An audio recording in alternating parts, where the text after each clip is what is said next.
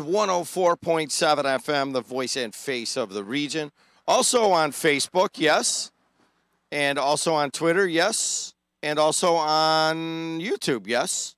Yes, all three of those now. We are streaming this show live in a video, so just kind of testing out where the best place to go to. Of course, we've been on Facebook now for about a year and a half, and I've had over 3 million views on Facebook, and Twitter is quite a bit less than that, and YouTube even less than that. But, hey, join us. If you got a YouTube app, you got a Twitter app, whatever, we're there. All right, guys, let's take a look at it. Once again, the big news around the Calumet region is the weather. It is bitterly cold this morning, 6 degrees here at the WJOB studios on the campus of Purdue Northwest. And as I stand outside here, courtesy of the Ironworkers Local 395, thanks a lot, guys, they build stuff. Ironworkers Local 395 is in Portage, the main office, and the Apprenticeship Training Center is in Lake Station. Both of those places, right now, it's 7 degrees. It's 7 degrees in Munster at Local 41, and it's 6 degrees. It's 7 degrees also in Maryville, Local 697. And going up to, say, 21 or so, and then it gets up to about 30 tomorrow. And then it skips all the way up into the 40s on Wednesday, gets some rain, and then, again, it drops slowly. And by Sunday, you get down into the you drop into the single digits by Friday, and then it backs up to Sunday. You get up to about 48 or 50 degrees even. Hey, thanks for peeping. It's another beautiful Monday. A lot of these people were not at work on Friday, as we had some wicked snow, as you guys well know, and I had a big snow day, and many of you are getting up and going, oh, man, it feels like I've been off forever, and I'm not real excited about going to work. Well, too bad. Hey, Jamie wins the snowboarding for the women in South Korea. You guys will be able to look forward to watching that tonight. What else we got going on around the world? Well, hey, the stocks are way up. They were way up on Friday, 300 and plus points on the Dow Jones Industrial Average. Same thing again this morning. S&Ps right now are up almost 30, so you got a big jump coming our way on the stocks. But you know what? There's still a little bit of a knock on bonds, so interest rates are kind of climbing up, so hopefully you locked in on your house, huh? What else is going on around the Calumet region? Well, icicles. Plenty of icicles as you are looking at just the eaves even here at Purdue Northwest. I dropped a glove here. That sucks. So I got one warm hand and one cold hand. Who drops a glove? Let me go over here and see where that baby's at. Glove dropper, knock, knock. Oh, well. That I put it in the pocket, and I'm not finding it right now. But, nope, that's not it either. Well, oh, here it is right here. Just they're little bitty thin gloves that are easier to move the newspaper around with, but hey, it's still a glove that needs to be on the hand. Anyways, icicles everywhere, as you can see. Well, you can't see it out right now, but we have a little crescent moon out to the east. So, hey, good seeing you, Lane. T-shirts.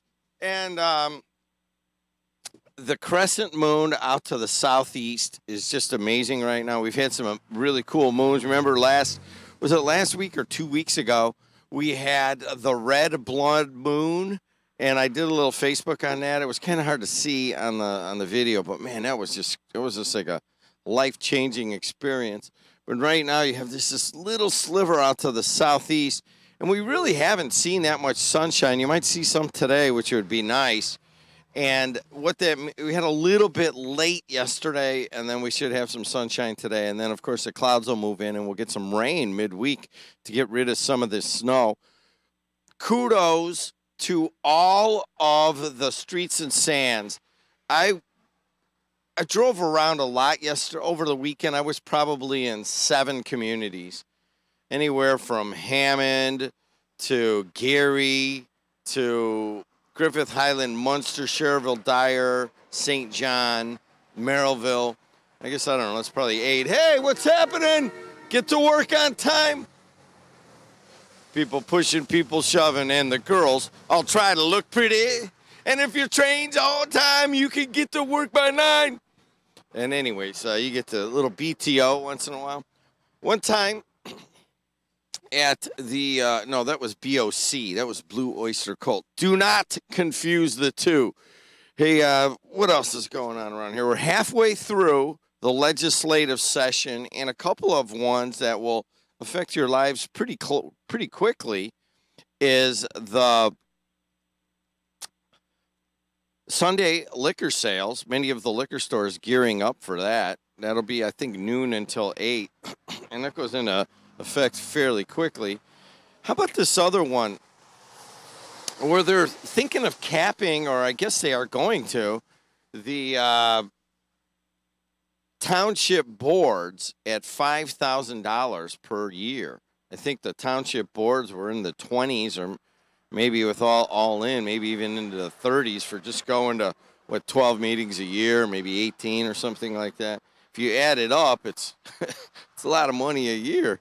I mean, a lot of money a meeting. I think Baker gets $50 for going to the Little Cal, so they're going to bring it down on the North Township Board, and all the township boards are going to go from the upper 20s down to $5,000 on a limit. So you got to believe they'll go to the limit. So I wonder if that's going to change anything. And one of the things we're going to look for today is what happens at noon at the county complex. Will there be any surprises? As it's kind of a weird day in that we had the snow day on Friday. So hey, there goes a plow with just some really cool disco lights on it, and so they canceled the county complex, closed, so you could not file for office on the last day. So they extended it till Monday, today at noon. But Monday at noon is also the last moment at which you could withdraw your name. So the time to submit and the time to withdraw are going to be at the same time. So we'll see if that changes things and any weird filings or anything right at the end. Hey, in terms of some sports over the weekend, great job by our guys here at WJOB covering the girls' regionals, as we had Lake Central and Bishop Knoll. But hey, you know what? Things don't always work out. But Lake Central, right at the end, they had a chance to beat Penn in the regional final. Missed the shot. Penn came down and made their shot, and then that was it. So Lake Central goes home the loser in that regional final, and that's too bad. They played a great game. We're going to hear from Ryan Walsh about how some of the girls played there. We'll also review Bishop Knoll's performance. Also, we had another thriller for Purdue on the WJOB airwaves on Saturday. I did not go to Michigan State. The roads were still too bad, and they were getting snow up there, and I just said forget it. And Purdue lost again right at the end. This time, in all irony, I went over to Bridges. Alexis and I went over to Bridges, had some lake perch and some shrimp, and watched the Purdue game, which is a very good quality of life. If you are a Purdue fan, you know you're going to find Purdue fans there. There was people cheering and yelling. And during your dinner, hey, you know what? It's Griffith. What the hell? And I'm sitting in Bridges, and a guy named Bridges hits the three-pointer to beat Purdue. And just take a steak and just stab it into your leg and do it real hard. Or take a piece of wood and just jab it into your calf. Don't break the skin, or maybe even break the skin a little, and then go, that's what it feels like right now. All right, well, Purdue loses 2 last week, 1 to Ohio State, 1 to Michigan State, so they'll drop considerably in the polls. All right, that's a good start for this morning. I'm going to go inside and hang out with you guys. I'm out here on Indianapolis Boulevard, and it's pretty chilly as it's right around 6 degrees with about a 4 degree below zero wind chill factor. It feels kind of refreshing. I like this. I went out and did some JED golf on Saturday, played some golf on Saturday at Wicker Park, And there were a number of people out there cross-country skiing. It wasn't nearly as cold as is right now. It was in the low 20s then. Right now here at 6 degrees and a 4-degree below wind chill factor. That kind of changes the nature of the game when you're cross-country skiing. All right, I'm going to go in and get set here on AM 1230, WJOB, and 104.7 FM. Also streaming live in video on Facebook, Twitter, and all right, Ryan's got me all set up. He wants me to hook up my phone and see what's going on. I can't really hear them in there because they're in there. They're in there, and I've been here, and we ain't had no time to drink that beer. School City of East Chicago closed today. All right, School City of East Chicago, no school today. No school today at East Chicago schools. All right, guys, I'll be right back in just a moment on the voice and face of the region. Click.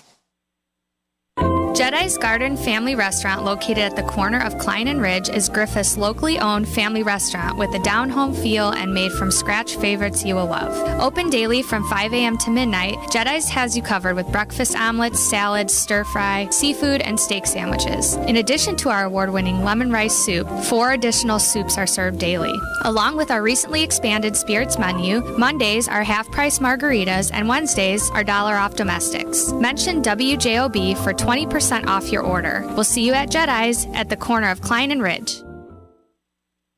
Ironworkers Local 395, through their contractor employers, the Northwest Indiana Contractors Association, are the workers you see building Northwest Indiana. They are the craftsmen building your schools, hospitals, malls, steel mills, and manufacturing plants. They support local charities, including Tradewinds and Chasing Dreams, and they coach your kids after work and on the weekend. They live, work, and contribute to all of our local communities' economic growth. To find out more about these organizations, visit ironworkers395.com or nwicontractors.org.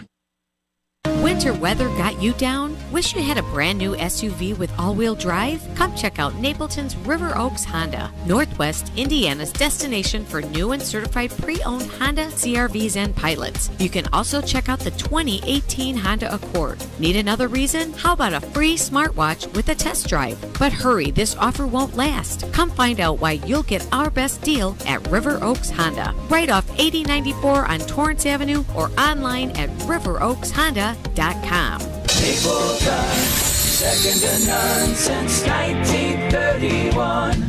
Must be 18 years or older with valid driver's license. Limit 1 per household. No purchase necessary while supplies last. All right, everybody, this is Fed. I want to tell you something. This is my 50th year anniversary this Valentine's Day, so everybody want to come and renew your vows with me, get married with me. This is the year, 50 years for FH. Hey, Dad, it is a tradition that we started, and you know what? You renewed your vows at 30, so for 20 years we've been marrying couples on Valentine's Day. Josh, tell everybody what they get. All they got to do is sign up and register, and you know what? You get married for free. We build a beautiful chapel within the store. You're going to get wedding photos, a wedding video, a cake and dinner on us, and it's just a great magical, and a champagne toast. So we'll see you at Albert's this Valentine's Day. See ya. Bye. Say I do at Albert's. Albert's Jewelers has 2 great locations, 711 Main Street in Cherville and inside South Lake Mall. See albertsjewelers.com for more information.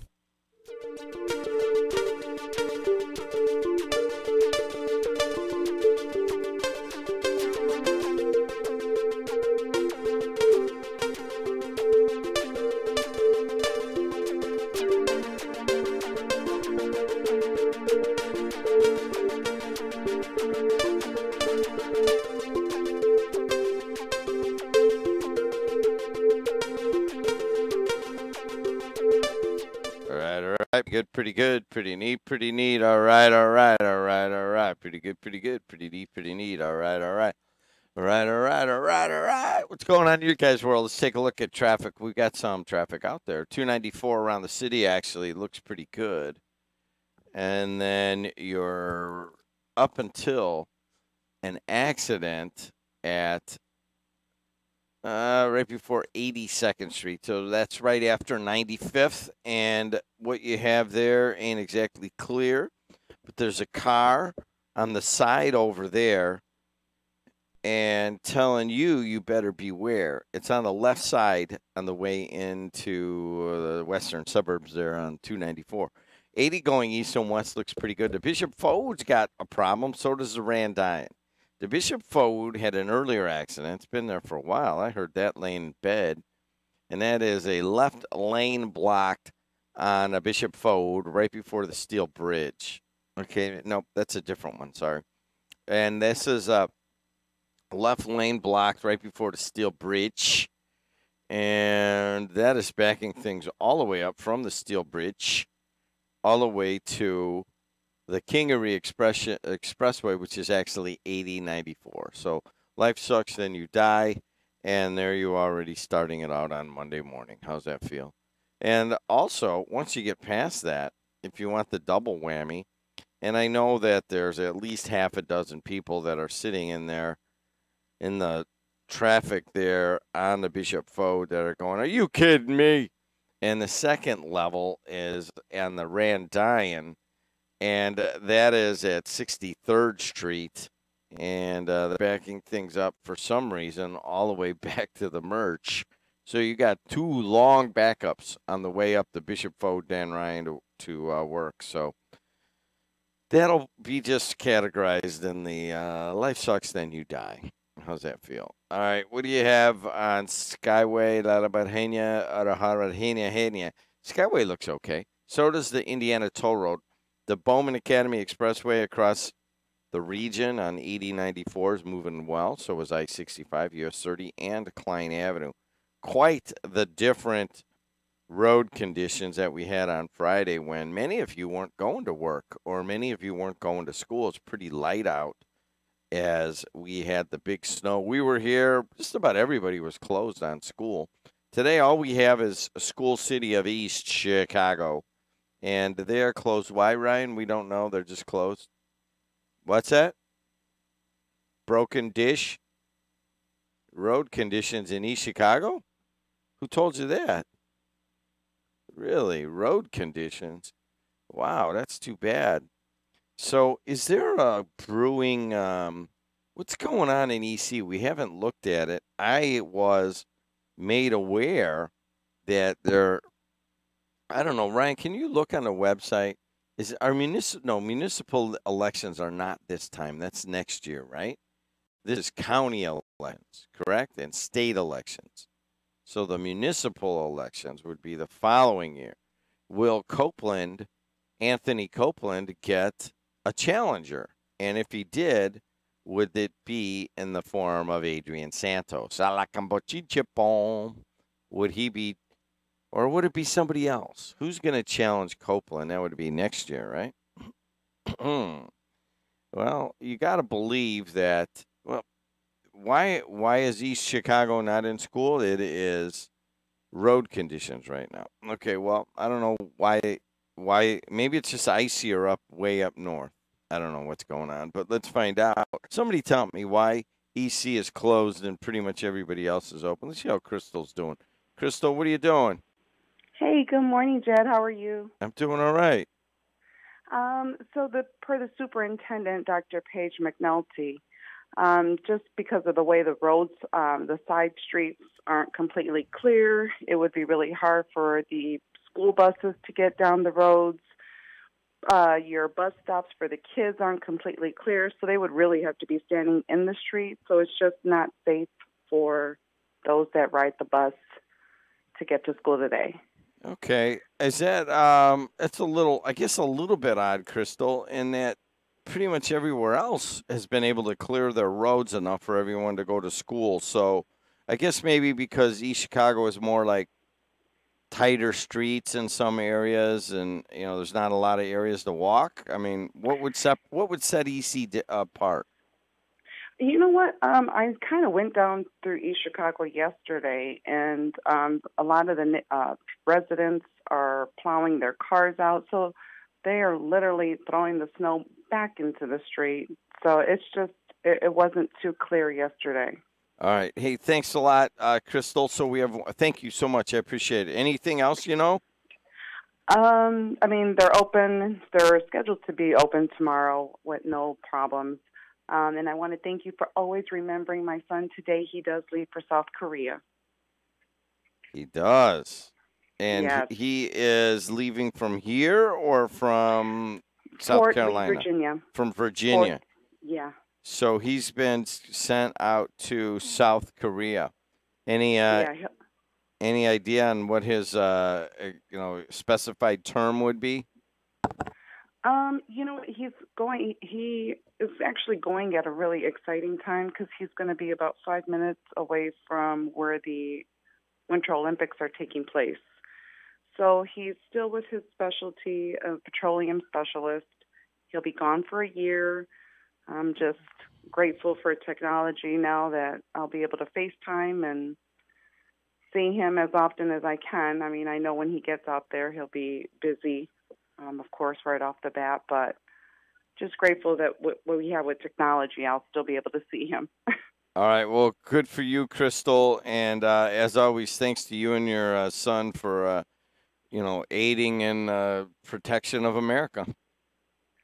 Hey, on a funny note before we end, I tried to sing to my husband your beep, beep, beep song at night, and he just doesn't find it hilarious. He just tells me, shut the bleep up. Well, I think he's got a better grasp on things than you and I do then. All right. Thanks a lot, Crystal. Bye-bye. I'm a beeper. You're a beeper. Beep, beep, beep. People beep as they go by here on the boulevard. And I'm much warmer now inside the studios here at the Vac and Strand Till Studios. Traffic, we did that, and that's brought to you by Napleton River Oaks Honda, proudly serving Northwest Indiana with superior customer service. And, hey, see the nation's largest auto show at McCormick Place. It's going on right now up until the 19th. Log on to ChicagoAutoShow.com for details and download the official Chicago Auto Show app. You know what? Did you guys get me tickets yet? I'm thinking of going up. I want to just go up and putz around. I love going to that thing. So many people, man. It's like a sea of people. What do you have in terms of the weather? And let's call it a high of, say, 23 degrees today here at the Strachan Van Til Studios. Mostly sunny and chilly. You can tell how clear it is right now, but if you go out and look out to the southeast, there's a sliver of a crescent moon happening right now. And that sliver of the crescent moon tells you that we've got some sun coming our way finally. That'll cheer you up a little bit, as what you're looking at is, I don't know, what do we have, snow for the better part of 9 days? I think it snowed at least a little on 9 days in a row, and that means a lot of grayness in your life. And if you're feeling it, I got to tell you, I was laying in bed this morning, and I'm like, why am I feeling just a little bit out of sorts and kind of not down, just like not motivated as much? And then I was listening to the radio at about, 4:45 in the morning. And I put on a Chicago station up until 5 just to catch on what's going on in the news and so forth. And they were talking about the winter blues when it gets like that. You don't get any sun and it's been cold. And I'm like, you know what? I agree with that. So if you're feeling a little out of sorts today, you're not the only one. I got to believe there's plenty of people that are kind of carrying that along going, rock, rock, rock, rock, rock. And what do you got tomorrow? Chilly with periods in sun. Again, a high of only 31. But by Wednesday and Thursday, we get into the 40s. And by Friday, you get a high of only 25. It gets down in the single digits. And then it bounces right back up over the weekend to get close to 50 by Sunday. So all over the map. But, hey, you can handle it. You've been around here before. What's going on in terms of some of the stuff happening around? I think is today the 11th or 12th? Today is the 12th. So tomorrow, the Cherville Chamber of Commerce has its big shindig out along US 30, and I think I'll be at the Patrician, I believe. And I think I'll be going to that. Jeff Detlow has a ticket for me. I forgot to get back to you, Jeff, but I plan on going. Also, Shifting Sands, how Northwest Indiana sparked an environmental movement.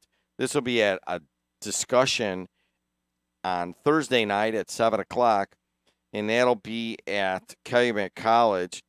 There is a facilitator of Dr. Terry Bergdahl out of DePaul University.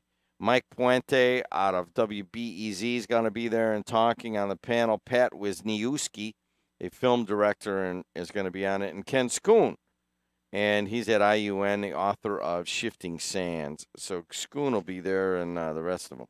Don't forget, you can say I do at Albert's, Cherville location. That's going to be on Valentine's Day on Wednesday. If you want to get married, they'll let you do it. All you need is a marriage license and, of course, someone to marry. Ha ha. And that'll be at Albert's at US 41 and Main Street in Cherville. And what else do you need to know about this? Albert's very own Fred and Donna Halpern were married on Valentine's Day of 1968. Now is your chance to do the same. Albert's will provide a judge to join you and your sweetheart in matrimony. Ryan, one of those is on. I can hear you shifting all that around there. So, all right. That's just some of the stuff happening. Halfway through the legislative session, we're going to have Dan Carden at 6:45. He's going to apprise us of all the changes. Of course, now the bill switched from one house to the other. We'll see what happens when they hammer them out. The big news really over the weekend has been the weather around here, but the cops were still in full force. The Lake County SWAT team took a suspect into custody early Sunday afternoon following reports of a barricaded gunman in the 300 block of Navajo Trail in Lowell. And the sheriff said officers took a man to a nearby hospital for observation. Mike Jinks, who lives nearby, said he first saw a police car arrive around 10:30. It's scary, they said, because they didn't know what was going on over there. What else is happening? According to the Post, after the John Bunsich trial, candidates are more cautious. As Lake County Council member Dan Durnell prepared his annual campaign finance report, he made sure he accounted for every dollar. And Durnell, who is chairman of the Lake County Republican Central Committee, said he routinely lists every contribution he receives for his campaign committee. But the lengthy days of discussion of campaign finance during the trial of former Lake County Sheriff John Buntich prompted him to be more detailed than normal. This year I went even a step further, said Durnell. Said he wants to be transparent and mark down every contribution, even those under the $100 threshold for reporting. Everybody is on the list, Durnell said. Durnell said that Buntich's trial showed that candidates need to be forthright and honest. If you guys remember, during the trial of John Buntich, basically he took money from tow truck operators and did not write it down on his campaign finance report. According to many observers, if he had just written it down on his campaign finance report, could be a free man right now. And he is not. He is in, as far as I understand, in the Metropolitan Correctional Center, and he is serving a term of 15 years and 8 months for taking bribes, or from the vantage point of some of you, for not writing it down on his campaign finance report. So it's just, it's crazy how detailed you got to be on those things. It's just another reason not to run for office if you're not so inclined for incredible amounts of detail, and you will either that or I gotta believe there's a small cottage industry in doing those, or if maybe there's certain accountants that are better at it than others. But that's a good point that the Post-Tribune is making. Hey, you got to if you get contribution, make sure it's out there, says Durnell in the Post-Tribune.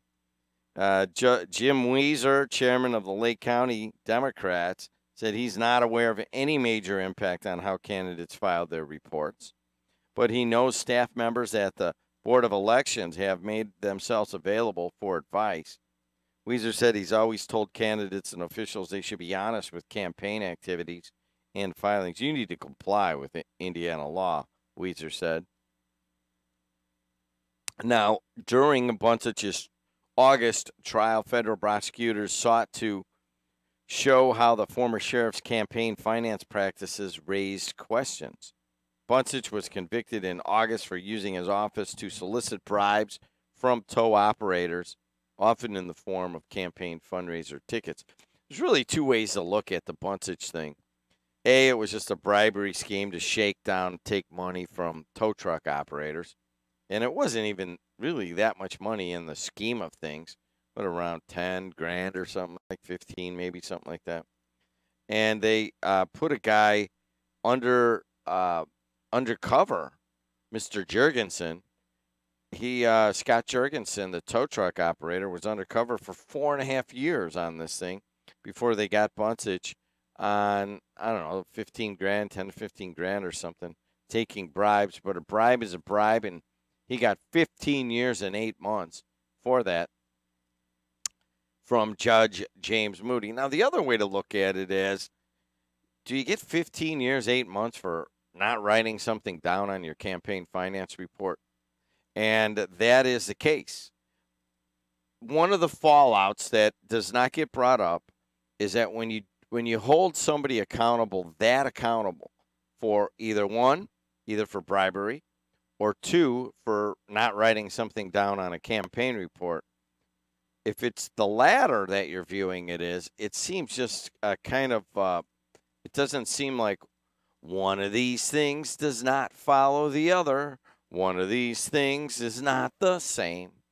As you're looking at simply not writing something down, you can get 15 years, 8 months. You know what your next question is?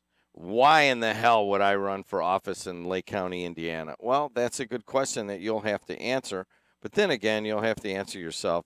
Do you really want to take packages of cash that people hand you the old-fashioned way with your handshake and stuff like that? So hopefully we'll get even more accurate campaign finance reports here in Lake County. All right, guys, I'm going to do sports with Ryan Walsh and with Sam Michael right after this, from our good friend Mike Ozdecki at Elmwood Caskets. Elmwood Casket Company in Hammond and Cherville offers over 100 American-made caskets, up to 60% less expensive than area funeral homes, along with a wide selection of burial vaults and cremation urns. Our company is licensed by the state of Indiana and offers interest-free pre-arrangement plans. Call Mike at 219-844-7009 or visit elmwoodcaskets.com for pricing. Remember, you do have options to prevent overpaying at the funeral home. Elmwood Casket Company. When you're in the dark, where do you turn to find a trusted professional who can assure the safety of your home or business electrical system? Certified Electrician is here to help. Looking for a highly skilled electrical contractor for your next construction project? CertifiedElectrician.com is where to find one. We connect you with pre-screened electrical professionals living right here in Northwest Indiana. Experts in residential, commercial, voice data video, and signage. Certified Electrician can fulfill all your electrical needs. Visit CertifiedElectrician.com. From the Strachan Van Til Studios, your local Strachan Van Til has some great products on sale this week. Here's a few items you might want to add to your shopping list. Celebrate Fat Tuesday with our fresh-made punchki, 4-pack for $3.99 each, assorted dozen rose bunches for $16.99, and certified Angus beef, boneless, New York strip or skirt steak, $6.99 a pound. Strachan Van Til, proud to be Indiana-made and dedicated to being Indiana's grocery store. Laborers Local 41 proudly represents the hardworking, highly skilled, and expertly trained men and women who work to maintain our local streets and highways, protect and remediate our environment, and build and renovate our schools. Laborers Local 41, investing today for a better Indiana tomorrow. All right. Pretty good, pretty neat, All right. Do you have an aching back? You are not alone. A lot of people out shoveling. I went out and rode the bike yesterday. You guys could watch that video. Rode a bike around and just kind of saw a lot of people digging out. A lot of folks who left their cars on the street over the weekend and then had to dig it out I even saw some people digging out this morning. They hadn't done anything all weekend. They hadn't gone anywhere, obviously, with that car at least. And then there's a number of people that were digging out yesterday. And I saw a guy today who obviously didn't dig his car out all weekend and let it sit there. And he cleaned his whole car off, even above on his hood and on his trunk and all of his windows and the side of the car. But he left all the snow on the very top of the car. And it looks almost comical. And you're talking about like a buzz cut, like a John Friend high and tight. And I got behind this guy and I tried to take a picture, but too much lights reflecting and so forth. They didn't come out very well, but I just thought it was funny. High and tight, baby. And who we got on the phone here? Hey, you know who that is? All right, let me take a phone call before I get to traffic and weather. Hey, you're on the air. What's going on? Hey, Jim. Dave from Crown Point, buddy. What's up, man? I'll tell you what, the town of City of Crown Point is really cracking down on snow removal. I know they cited quite a few of my neighbors over the weekend for not moving their cars off the street in time for the plows to go through. Oh, really? They're writing tickets? Absolutely. You didn't have your car off the street in your driveway. You got a little welcome note on your front windshield. Your Ran ain't messing around down in South County. So they would, the cops would have actually had to get out of their cars and go back to your license plate and knock the snow off of there so they could write it down. Unless they had real long arms, one or the other. Yes, exactly. You potentially could reach that from your the inside of your squad car. That's interesting. Yeah. I have not heard that. Any other municipalities where they were writing the tickets for leaving your cars out there? I saw a number in Hammond just was locked in. I don't even know how they'll ever get out of there. They'll get out in July. Yeah, exactly. Hey, you seem to be downplaying the whole severity of the Bunsich infractions. Am I reading you right? No, not at all. I mean, there's two sides to.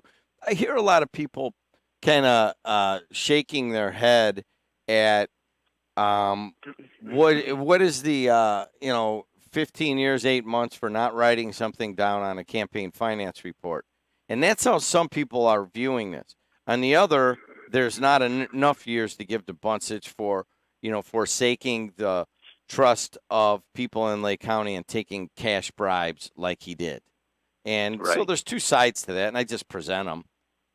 Well, there's two variables involved that you seem to be glossing over, and that the first one would be that Bunsich was the highest-ranking police officer in Lake County. So with that comes another sense of responsibility on his behalf. Second one is he's probably about number 53 as far as indicted Democrats here in Lake County over the course of the last 3 decades. So right out of the gate, Bunsich had 2 strikes against him, and that's probably what played in a big factor in Moody's decision in giving him the sentence that he did. But the good news is, if there's, I like looking at the glass half full. Oscar Martinez already potentially comes into his office pre-tarnished as a crook. So everybody accepts the fact that he's a crook going into his term. So it's not an issue for Oscar Martinez. He's going to be okay. Well, you got a lot in there, but let's take the Bunsich one in the beginning. Does it play into it that there's been, I think we're at around 60 public officials, elected or appointed officials who have taken, been indicted in one way or another. Okay? So does that play into Bunsich's towards the public's and maybe even the legal system's just tired of this? Yeah, I think so. I get that part. The other part, what was the highest ranking? Highest ranking officer. Yeah, I mean that's another part. Those are, I agree. Both of those things play into this case. Now I think the point of the Post-Tribune article is: are local elected officials going to get more detail-oriented on their campaign finance reports? And according to Dan Durnell, yes. Jim Weezer's like, well, we've always been kind of trying to do it legally. So, I mean, there will be more attention, in my mind, put towards campaign finance reports. And as far as I'm concerned, as far as your responsibilities as an elected official, that keeping your campaign finance report straight should be on the bottom rung of the totem pole of responsibilities as a elected official, not only in Lake County but anywhere. And if you can't keep that straight, you shouldn't be in office anyways, as far as I'm concerned. I get that, but, there's another part to this, in that a lot of the people that donate to your campaigns also get, a lot of times, they get contracts out of the government, right? Sure. And there is to me, when I first started looking at this and I came on the scene in 2004, I didn't quite understand what was just, hey, man, you're doing a good job. Here's $10,000 for your campaign. And, oh, by the way, I just happen to have a big contract with your municipality or your governmental unit. And then, I mean, I don't know how you separate that. I guess as long as you write it down on your campaign finance report, you're okay. Well, as a spectator for the last 5 decades, witnessing this garbage that goes on in Lake County, Jim, I can offer 2 words of advice to any current or aspiring elected officials in Lake County. Keep your hands out of the cookie jar and keep your hands off of your spouse. And you can fulfill a long, illustrious career as any elected official as you want to be in Lake County. All right, man. Thanks a lot, Dave. Talk to you. Hey, guys, 219-845-1100 if you want to call in. And what we have going on the traffic is this. 294 around the city, it has a tight spot all the way from about 95th or 87th all the way back to Cicero, and that is because of an earlier accident. 80 going east to west to Joliet looks pretty good. Bishop Ford and the Dan Ryan are both bad. They both have an accident about halfway up. The Bishop Ford's is right around between Dalton and the Steel Bridge, and that's backing things all the way up to the merge from 80, the split there from 80 and 94. And then there's an accident right by the Skyway merge on the Dan Ryan, and that's backing things all the way up to the merge. So knock, knock, who's there? Welcome to Monday if you're driving up that way. Skyway Toll Road look okay. Borman looks good. So does I-65 US 30 and Klein Avenue. Traffic brought to you by Napleton River Oaks Honda, proudly serving Northwest Indiana with superior customer service from right on Torrance and Lansing. Check them out at riveroakshonda.com. Let's take a look at what's going on the weather. Mostly sunny and chilly today. Right now it's 6 degrees at the Strachan Van Til Studios here on the campus of Purdue Northwest. And it is 7 degrees at local 697 and certified electrician along the I-65 corridor in Maryville. And it is 7 degrees in Munster at local 41, where I am a proud alum, and they sponsor the weather here. The high of 31 tomorrow. And then it gets the high of 42 on Wednesday and Thursday, and then down into the single digits on Friday. And then it picks it up again by Sunday. You get into the 40s, so good luck with that. Ryan Walsh is here with some sports. Ryan, how you been, man? Been busy. How about you? You're, what number are you, 2 or 3? 3. There you go. And, well, let's go straight to the heart of the matter. Radio has changed, and in years past, I would, on a Saturday night, after Alexis and I were kind of a little bit bummed about Purdue losing. Yeah, come on in. And we would typically listen to the radio. I'd lay in bed and listen to the radio. I was able to lay in bed and watch the Lake Central Penn Regional Final. You guys did a great. It was also on the radio, but I just watched it on my phone. Great coverage, but Lake Central has the ball. Looks like they can win it. They don't win it. They go the other way. Penn scores. The game's over.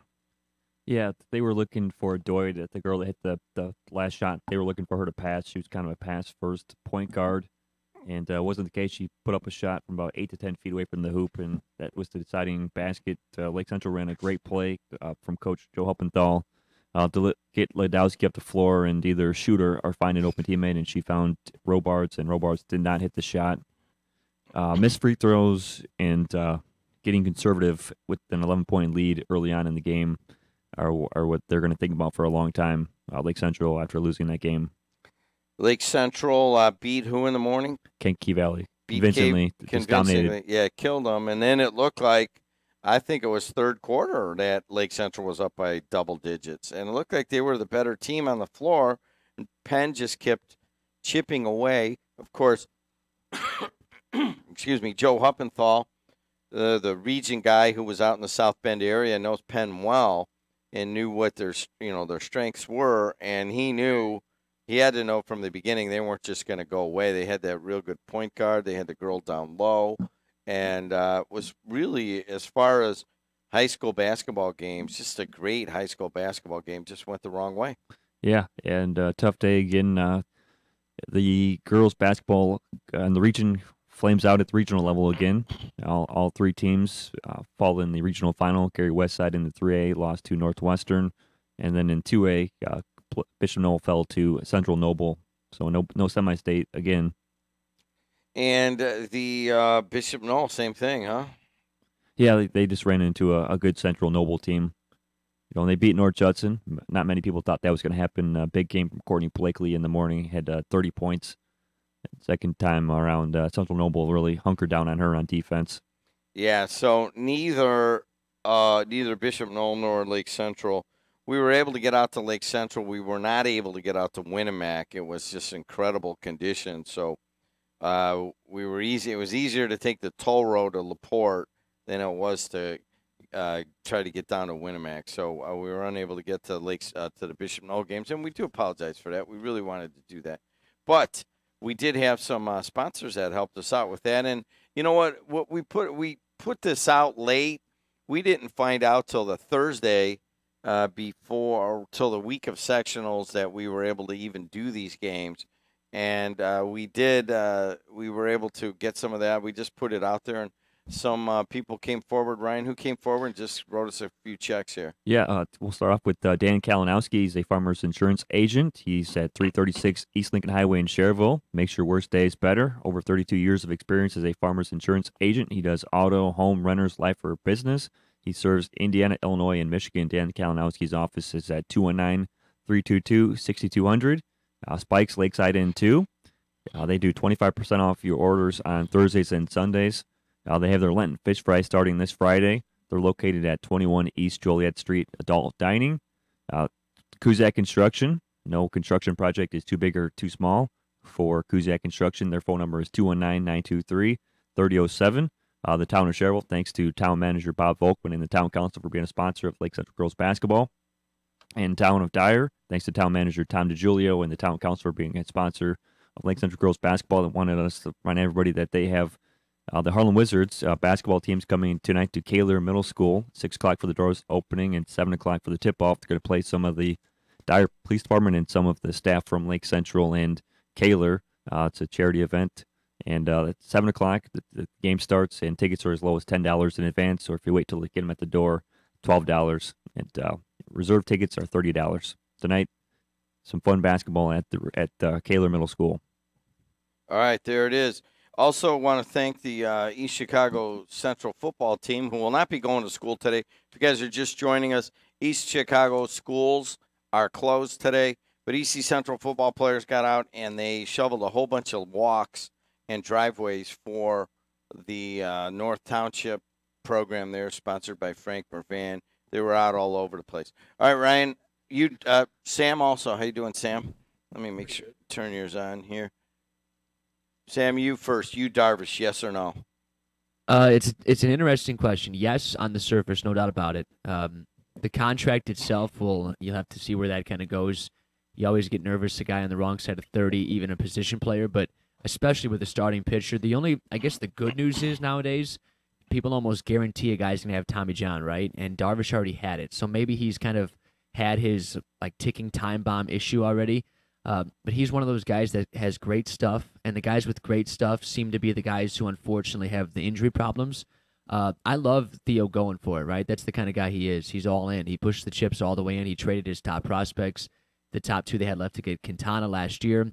He has taken the dollar money that they're doing all that work around Wrigleyville and all that stuff to build it up, and hotels and everything. They're going to have that money, and they're putting it right back in. So he realizes, I think, that hey, a couple years from now, Chris Bryant, Anthony Rizzo, everyone's going to kind of be free agents at the same time, and we don't know what's going to happen.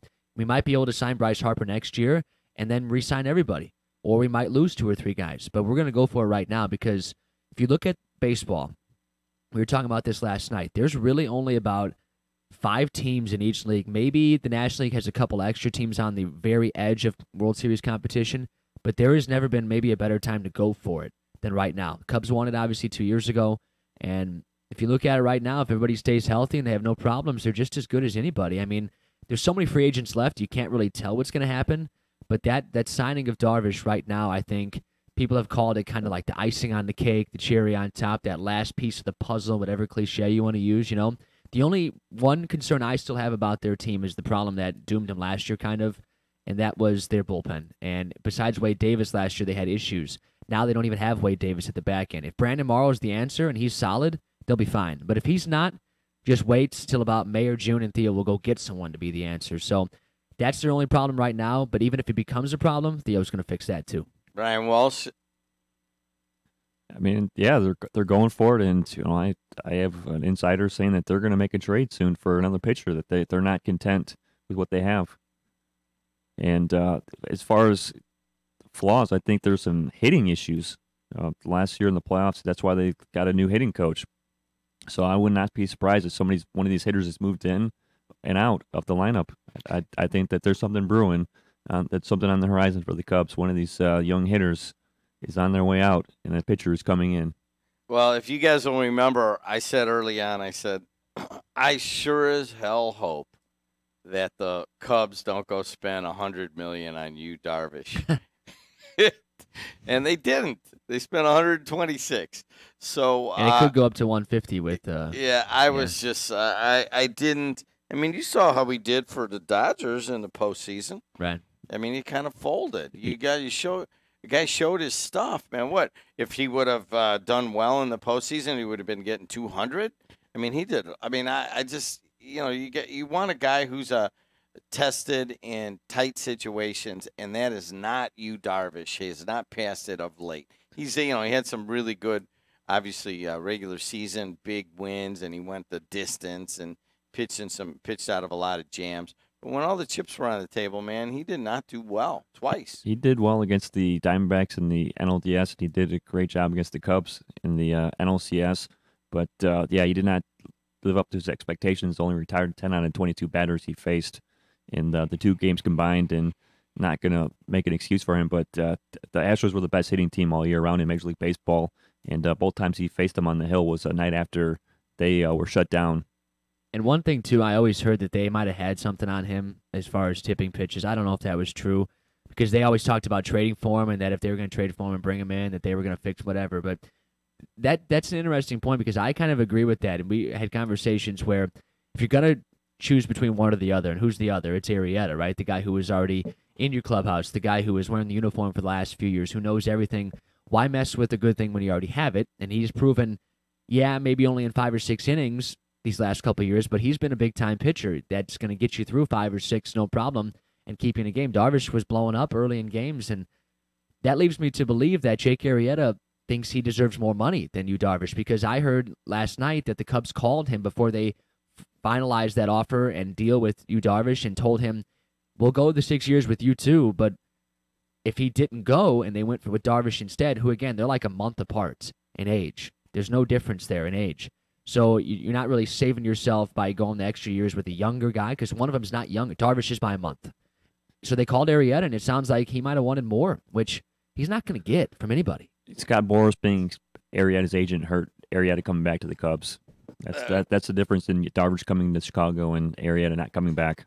We also had the boys wrestling state finals, and you saw the semi-state finals from East Chicago. Region Sports Network did a real good job of that. We shared some of that over to our feed. We'll have Mike Reiser in later in the week to review all of those winners. But we had some pretty good matches, man, late on Saturday, which was tough to get in because of the bad weather.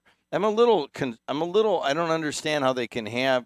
We had the big snow on Friday, and they have the semi-states at East Chicago on Saturday, but school is closed today.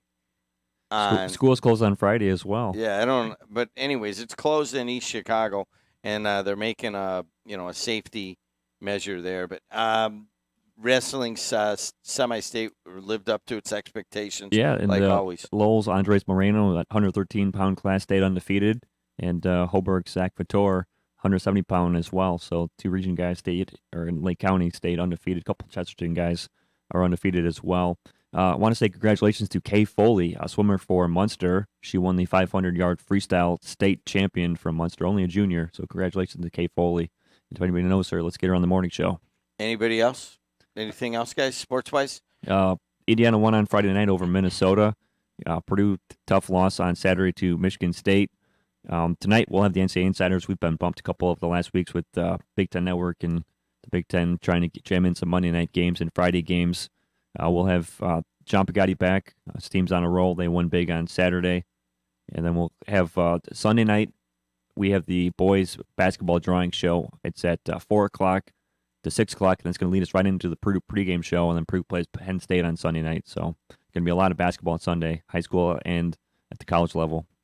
He is Ryan Wall, sports producer here, and if you want to be part of upcoming sectional basketball, get a hold of Ryan and or Sam Michael. All right, guys, I'll be right back with some news and weather, traffic, all that stuff, and Dan Carden to tell us what's going on downstate at the state legislature. Be right back. Ogren Insurance has been serving the area since 1947 and provides insurance for life, home, auto, business, and more. If you're looking for one-on-one service, the best rates, knowledge, and experience, Ogren Insurance is your agency. Our number one goal is to provide you with the coverage you need at the most competitive price. To learn about the insurance solutions and services we offer in Indiana, Illinois, and Michigan, call 219-933-0076 or see our website, ogreninsurance.com. Ogren Insurance, 6929 Holman Avenue in Hammond. Accidents happen. Be protected with Ogren Insurance. For a fast and friendly car wash, go to Easy Clean Car Wash. Easy Clean is happy to announce their new location's grand opening at 1637 45th Street in Griffith. Open 6 a.m. to 8 p.m. 7 days a week. Or stop by one of our 3 other locations in Highland, Cherville, and Lansing. Free vacuuming, carpet shampooer, air freshener, and towel with every wash. And it's fast, easy, convenient, safe, and gentle. Go to myeasyclean.com for more information. Everything Italian. That's what you get at Giuseppe's Restaurant in Cherville. Hi, this is Joe from Giuseppe's Everything Italian. Here today to let our friends and listeners to WJOB know about the few things that we have added. We offer catering now, catering for your party, family event, or even for businesses. Just give us a call at Giuseppe's at 322-0011 and ask for Joe. Thank you. Giuseppe's Everything Italian is located at 1000 Eagle Ridge Drive in Cherville, just north of the Showplace Theaters. 219-322-0011 or visit giuseppespizza.net. I want to be like the pretty people on my TV. Now you can. All I need are gleaming white teeth. We can help you. Can you find the right dentist for me? Dr. Andy Coulteritis, he does cosmetic dental. Will he hurt me? No, he's gentle. I'm terrified of pain. He's the kindest in the land. He sounds great. Could you repeat his name? Dr. Andy Coulteritis, 219-836-1111. Thanks. The region, home for long winters, short summers, oil, steel, and basketball. About those long winters, the groundhog saw a shadow this year. Now, some good news. The basketball postseason arrived early this year. Coverage begins on Tuesday, February 27th. Follow your team on WJOB, Region Sports Network, TuneIn app, and Facebook. So much basketball, we're calling it the 2018 Basketball Blowout. Need more fans? Call us at 219-844-1230 or email Ryan at WJOB1230.com to get in on the games.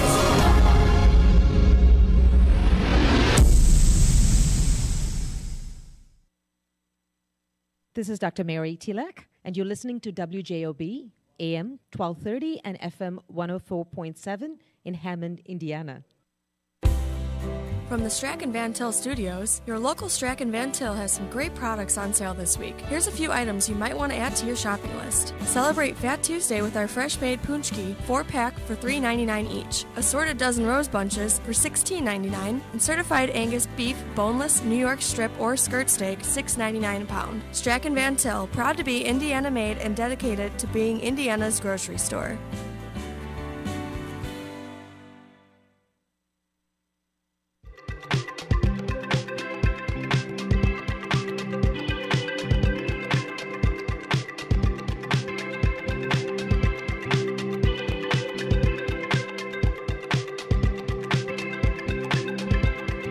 Good morning, everybody. AM 1230, WJOB. Let's hit traffic right away. Hey, it's getting, what's that thing out there to the east? What, we saw that crescent moon earlier. Now we see a little bit of orange, purple on top of all of the white. Could it be beauty? Could it be sunshine? Well, whatever it is, it's not keeping the traffic from being a problem right now, and we have a couple of big ones out there. But let's talk to Bob first. Bob, how you been, man? Oh, better hang on to your steering wheel out here today. It's icy. Yeah, You what got happened? your first accident is between Klein and Kennedy on the right. And then you move down between the Boulevard and Columbia. There's another one. And then you get into Illinois. There's one just past Torrance. And then you come down to where you make the curve to go to the first toll booth. There's one upside down over here. It's icy out here, both sides, Illinois and Indiana. So, Slow down, people. why is it so icy? Well, it's all, the roads are wet, basically from traffic going over bridges and dropping all the snow and ice once you hit the bridge, because you can never go over, hit a bridge and it's a smooth transition. So you got all that laying on there, and then it gets ran over, and is a little bit of melting, and it's all froze again. It's a skate rink out here. State Highway needs to get out. I already told the dude in Illinois at the toll booth to get his boys out here because it's icier than hell. I'll bet you did let him know a piece of your I mind. let him know, James.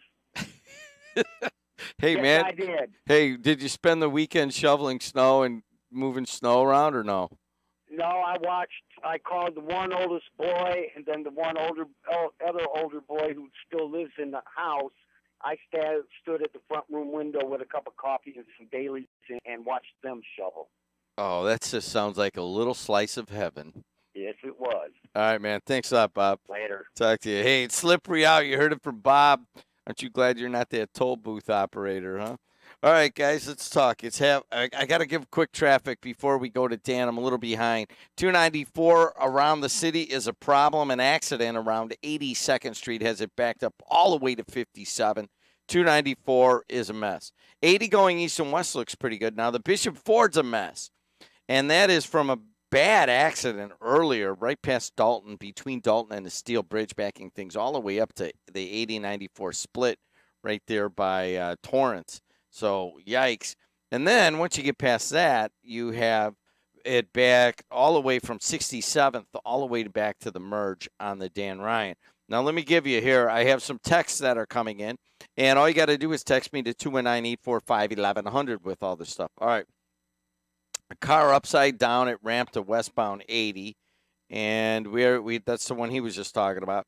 Hammond Road suck. We have $1 Million Sports Complex, but no salt. Good job, Mayor. Not, according to one texter. Another texter says the Bishop Ford is 37 minutes from Sibley to the Dan Ryan. Wow.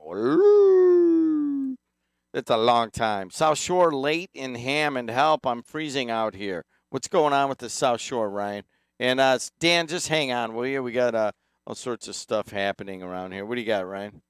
Your cousin Phyllis just called in and said there's multiple accidents on the Bishop Ford inbound, and says not only because of what happened over the weekend, but because the idiots didn't clean off their snow luggage.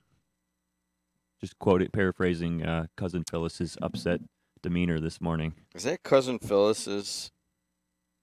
You know, if Alexis ever kicks me out and I got to go to a relative's house, I'm going to show up at cousin Phyllis's house. You think she'll let me sleep on the couch? She'll say the doghouse is in the backyard, Jim. Wake me up. Get up! What are you sleeping for? All right, guys, let's move on. Find out what's going on the South Shore trains. Somebody's out there freezing her butt off on the South Shore platform. So thanks for texting, but let me think about this. You know, I used to take that train forever, and the women in the winter had it the worst, wearing the skirts with the nylons. It just isn't the same as having a nice pair of jeans on and some work boots, you know what I mean? And having a Carhartt coat on. And the women have it the worst on taking the train. But let's talk to Dan Carden. How you doing, Dan? I'm good. How are you? I'm doing all right. Some people having a little trouble getting around the region today. But, you know, you did not get this 18 inches of snow down there, did you? No, Indianapolis actually got no snow. When was that? That was Thursday and Friday. It was like 50 degrees here. It was very nice. That's a weird thing, man. I mean, I've done it before where you leave here and it's 45 degrees, and then you get down to Bloomington and it's 60. And, you know, it doesn't happen a lot. Sometimes it's the same weather. But every once in a while, there's a front, and the line seems to fall right around Rensselaer, you know, and it's two different worlds. And that's kind of what happened the other day. So that snowstorm was all just sort of like that northern line right along US 30 or I-80, and south of there, I mean, there was some snow south of there, like into Lafayette, but down here in Indy, there was nothing. What a much better place to live, Indianapolis, than the Chicago area, right? Just one more reason to go to school at Ball State, Indiana State, Purdue, or IU, or Ooey Pooey, and then just stay in Indy. You know how many people from the region live in Indy? I would imagine quite a few. Tens of thousands. And, Yeah. you know, it's just really what it is you go downstate to go to school, and then maybe you meet a girl from Zionsville, and next thing you know, you're living in Carmel. You know what I mean? Right. Anyways, don't get me started. Well, kind of the opposite, actually, in Illinois, though, because everybody comes back. Like, everybody goes downstate to go to school, but then they meet the girl from Palatine, and then they all come back and live in the suburbs. Yes, you are correct. A lot of Champaign comes up, and Indiana, Illinois State, and all that stuff. And not only that, you do have quite a few colleges in and around Chicago. My daughter went to DePaul, and it just was astounding to me. You know, Chicago is almost like, if you're in that age group, it's like one big college town with University of Chicago and UIC, Northwestern, DePaul, Loyola. I mean, they're everywhere, and so they don't, you know, some of them just go to school there and wind up staying. Right. Well, and I think Chicago kind of remade itself that way somewhat deliberately. I mean, you see all the buildings on Michigan Avenue or State Street. A lot of them are now, you know, they used to be factories or retailers, and now they're, you know, college dorms or college classrooms. And, you know, it's a market where people pay a lot of money for a little bit of space, and, you know, it's a good way to revitalize a city. And there is definitely a market for fake IDs in the 18 to 21 area, but we'll get away from that. We're talking to Dan Carden, and we've gotten a little bit off track. Part of it is that this legislative session, of all the years that I've done this, and I did it in the mid-'80s, and then I came back in 2004, this is probably one of the more sedate legislative sessions. There's doesn't seem to be an overriding controversial topic. There's a lot of kind of smaller things that affect niche markets. Would that be a correct assumption?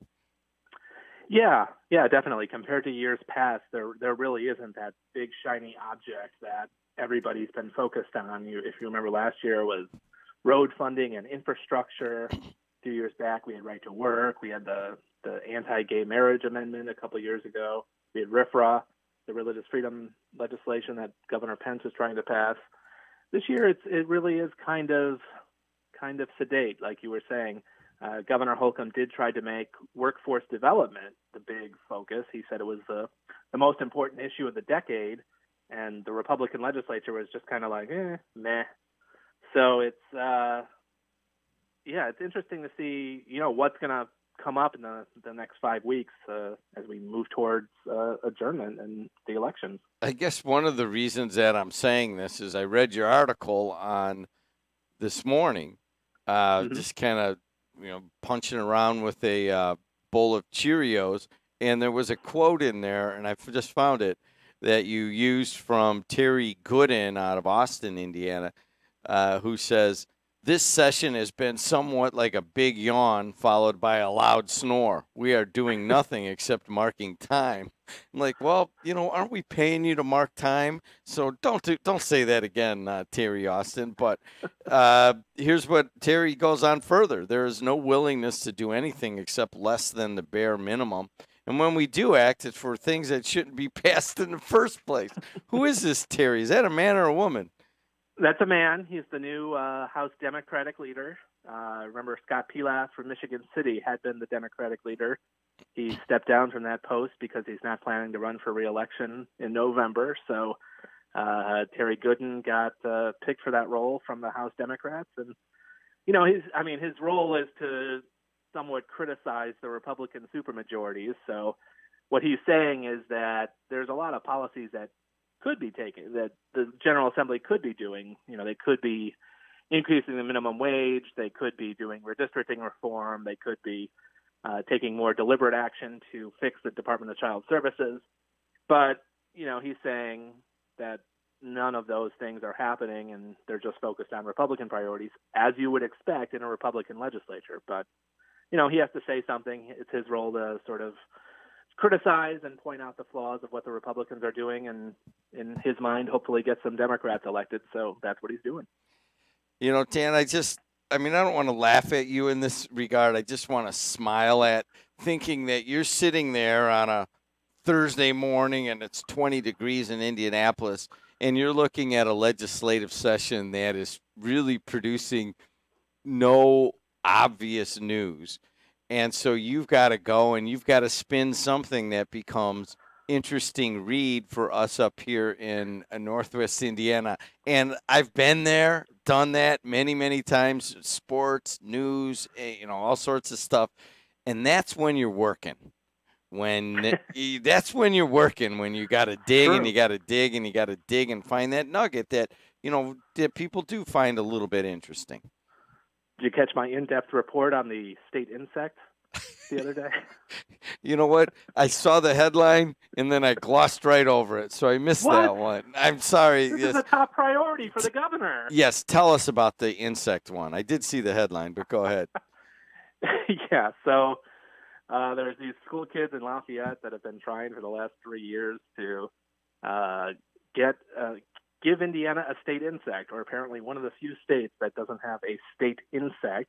We're also one of the few states that doesn't have a hate crimes law, but the legislature killed that. So they're moving forward on the insect, though. And their idea is to have this thing called Say's firefly as the state insect. Same for a guy named Thomas Say, who he was a naturalist who worked in Indiana. Was big in entomology, so he's got the bug. And this thing passed the Senate the other day, and it looks like it's going to pass the House. So if nothing else, we will have Sunday afternoon alcohol sales and a state insect when this session is over. But no hate crimes law and no raising of the minimum wage. What does that tell the world that we're not taking those topics on? Well, it's an interesting time, really. I think this reflects kind of these issues within the Republican Party. There's always been this tension between sort of the business conservatives and the religious conservatives, and now you've got the Trump crowd. So the Republican Party is kind of split three ways within the General Assembly, and they don't know which way is going to win out come November. So they're trying, I think, to be somewhat cautious in what they're doing. They're not going to push through a big tax increase like they did last year on the road funding. They're just kind of trying to play it safe to see where voters end up. There is a lot of talk about a Democratic wave this election. You saw what happened in Virginia, where the Republicans had supermajorities in that legislature, and the Democrats ended up winning the House or coming within one vote of the House in 2017. So there's a lot of nervous people here who don't want to do many things that are going to draw a lot of negative attention to them going into these elections. We're talking to Dan Carden. You can read his stuff in the NWI Times, and you can also read it online at NWI.com.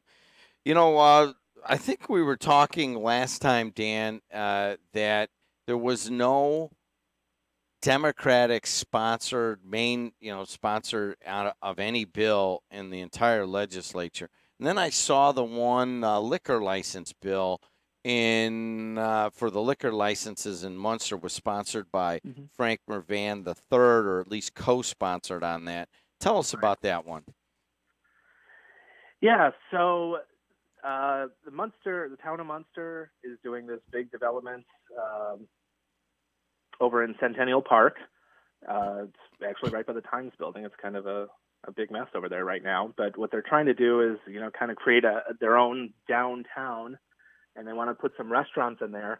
Indiana has a weird liquor license quota system that's based on population. So once a town or a city hits its quota, you can't get any more liquor licenses. They have to sell, existing license holders have to sell it to people who want to buy a license, and that can really jack up the price, hundreds of thousands of dollars.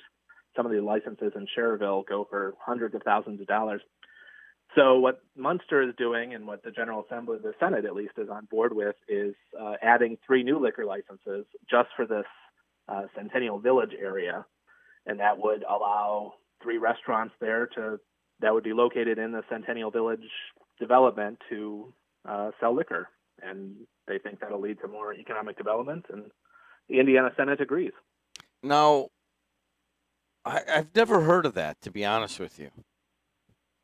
I mean, I don't ever remember. And, I know the quota system, and there's so many, and I know guys that have spent $140,000 for a license, and wasn't even that big of a license or even that big of a bar. And you hear these $80,000 licenses and stuff. Why would they create a separate rule just for one little area of Munster? I'm a little confused on this. Because this is what the General Assembly does. This is Indiana. There's more than 100 some liquor licenses on the books. For example, the Dunes Pavilion that they want to put in Indiana Dunes State Park, there is a state park liquor license just for that project that now exists. It's Indiana. It's one of the, we always have these issues with alcohol. So we put in place this quota system. Somebody wants an exception to the quota system. Somebody wants an exception to the exception. And the General Assembly just keeps passing all these sort of special bills to do that. So I only talked about the Munster part of this legislation, but they're also creating special liquor licenses in Bargersville, Martinsville, and Greenwood in the same proposal. So it's kind of like the food and beverage tax. The General Assembly won't pass this authorizing legislation for every county to adopt a food and beverage tax. They just keep passing these individual food and beverage taxes because they don't want to make it seem like they're supporting taxes. So we just pretend like we're not. There it is, Dan Carden. And if you guys haven't driven by the Centennial Park construction project in Munster, it is going gangbusters. They built one of the little strip malls right on Calumet Avenue, right close to it. I was a little surprised that it was put that close so that, I don't know. And it looks like it's the back of the building on Calumet Avenue, which I was a little surprised at, too. There's already a hotel that has gone up there. And evidently there'll be 3 liquor licenses going into that area set aside specially by the state legislature. Now, I guess on the surface, Dan, you look at it, Munster's a Republican town. It is a Republican legislature. Has that ever played into these extra licenses and these exceptions? Not really. I don't think it's done based on that. I don't think that's done based on partisanship as much as some of the other things. It really just seems to be, if you can come down and make a good case for an exception, they'll get on board with you and give it to you. All right, there it is, Dan Carden. Dan, anything else you want to mention to people? This is the second half of the General Assembly starts this week, so they're going to be working through the end of February. The House is going to take up the Senate bills. The Senate bill is going to take up the House bills, and then they're going to try to find some compromises on all of them until they adjourn on March 14th. All right, man. Good work on the insect story, and perhaps we're going to have a state reptile story at some point, or an amphibian. One could hope. Yeah, one could hope. Hey, thanks a lot, Dan. I appreciate it. Talk to you. Sure. There it is. You understand as a journalist that here's the analogy. When we go to announce a game, like I go to announce a basketball game, and I show up and it's a big basketball game with a bunch of activity and it's fast paced, and then it's over in like an hour and a half, and you're like, wow, that was easy. And a lot of times when it gets down into the tournament in the past years and it was far away, I would just go announce the games by myself, football or basketball. Football's harder to announce by yourself, but I would do it. And part of it is that, I didn't want to pay, whatever. Not that I pay any of the color announcers, but it was just easier. And sometimes the tournament games move so quickly, there's not a lot of room for the color announcer to get in. I mean, it's just back and forth. And so I would just do the games by myself. And then every once in a while, I would travel a little bit and go and do the game by myself. And next thing you know, it's 18-2 in the first quarter, and you're filling time for the rest of the game, and you're just telling stories about when you used to shovel your driveway off and shoot baskets when it was icy out, and you're talking about the 1970-71 ECR and ECW game teams, and you're just reaching off the top of your head. And Dan Carden is in that same era right now, is that he's producing decent stories for the Times, but every time I look at one, I'm like, whoa, I'm glad I'm not doing that on basically a state legislative session where nothing's happening. Hey, guys, be right back. AM 1230, WJOB. Speaking of nothing happening, Billy Baker's coming in just a moment. Received the news that I had cancer, I was terrified. There were so many treatment options. That's why I called Rush Radio Surgery for a second opinion. Rush Radio Surgery in Chicago has a dedicated and caring team of physicians specializing in leading-edge technology to treat my cancer without surgery in less than 5 outpatient visits. If you want a second opinion for your cancer treatment, call Rush Radio Surgery 312-942-4600 or visit their website rushradiosurgery.com. Hello, everybody. This is Raimundo Garcia speaking. The busboy from El Taco Real. I'm here at WJLB to announce that I am not the most interesting man in the world. I use bar soap when I shave. I once ate a hot dog with ketchup on it. I put my jeans on one leg at a time. When I drink beer, I sometimes drink Dos Equis. Sometimes I drink Corona. Sometimes I drink margaritas, and sometimes I drink Bordeaux. I don't always eat Mexican food, but when I do, I eat at El Taco Real. At El Taco Real, you can get Dos Equis, Corona, great margaritas, as well as fine wine. So when you want great Mexican food, go to El Taco Real. I'm the busboy, Raimundo Garcia, and not the most interesting man in the world. El Taco Real is located on Hoffman Street between Calumet and Columbia Avenues in beautiful North Hammond, Indiana. We're open Tuesday, Wednesday, and Thursday from 11 till 10, Friday and Saturday from 11 to 11, and Sunday from 11 till 9. Stay hungry, my friends. Injured in an accident that was not your fault? Get Gladish. Not only does he have over 20 years of experience, but Attorney Gladish is also a board-certified civil trial specialist by the National Board of Trial Advocacy, a member of both the Best Lawyers in America and Indiana Super Lawyers, and has achieved the highest possible peer review rating of AV by Martindale-Hubbell. Let Attorney Gladish, along with his attorneys and staff, deal with the insurance company and its attorneys while you are putting your life back together. Call for a free consultation, 219-838-1900, or visit thegladishlaw.com. Attorney Gladish's office is located at 3235 45th Street in Highland, Indiana. Remember, injured? Get Gladish. Experience, ratings, and certifications count. All right, Joshy boy, this Yeah, Dad. Valentine's Day is Mom and I's 50th anniversary. So why don't you tell them all the great stuff we've got for Valentine's Day? You know, Dad, we're doing our greatest promotion of the year at Valentine's Day because anybody who comes in and spends $99, you get chocolate, you get flowers, you get dinner, and you get the jewelry. I mean, I don't know how I do it, but what an amazing deal. I don't know how you do it either, Josh, but let's hope we see everybody at Valentine's Day. Hey, we'll see you this Valentine's Day. Thanks. Bye-bye. Some exclusions apply. Albert's Jewelers is located at 711 Main Street in Cherville and also inside South Lake Mall. albertsjewelers.com for more information.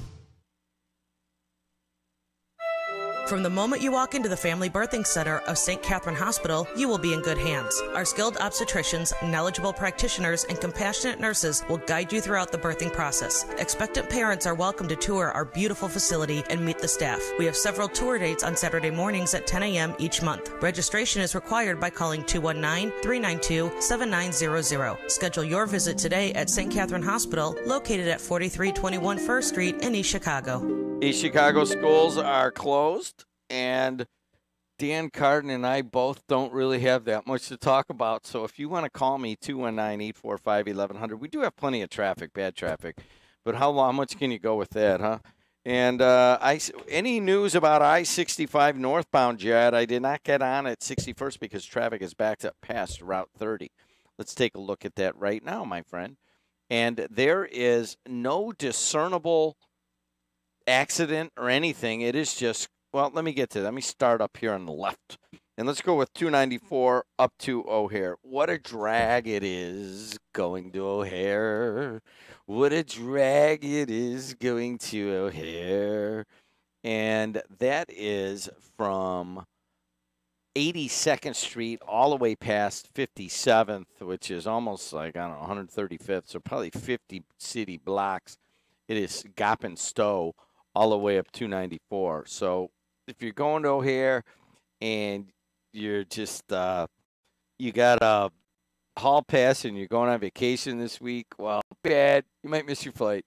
80 going east and west. There's problems in downtown Joliet like there is a lot. I don't know why. It's kind of elevated there, and it's little twists and turns. And you got a problem if you're going westbound or eastbound coming back. All right, the big problems this morning have been on northbound Bishop Fode. And you have an earlier accident, a pretty bad one, I guess, and that was between Dalton Avenue and the Steel Bridge. And that has things backed up all the way well past 159th, all the way to 8094.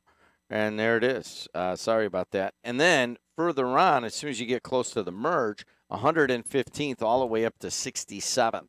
Do that math right away, and you'll see exactly how far that is. 67th to 115th. So what is that? 33 plus 15. That's 48 blocks. Yikes. Anyways, Skyway Toll Road looked pretty good. Now, the Borman's got a tight spot westbound right by Klein Avenue. You've had a number of spinouts on the Borman, but they're pretty much just spinouts off to the side. You got a capsized vehicle out on the Illinois side past the split to the Bishop Ford. But you got, I think, 3 spinouts all the way down there. But really the one that's slowing things down is right by Klein Avenue. All right, now northbound on I-65, I don't see an accident, but I see it bad from between Ridge and 61st all the way back to US 30. It's a long way, and it's just slippery and icy, and that's all I got. And that's what we've got from a number of callers, especially a couple of longtime truck drivers that have called in or texted me, and they're just saying, hey, guys, all right, accident just happened before the Oasis between Torrance and Halstead on 80 right lane. Okay, there you go.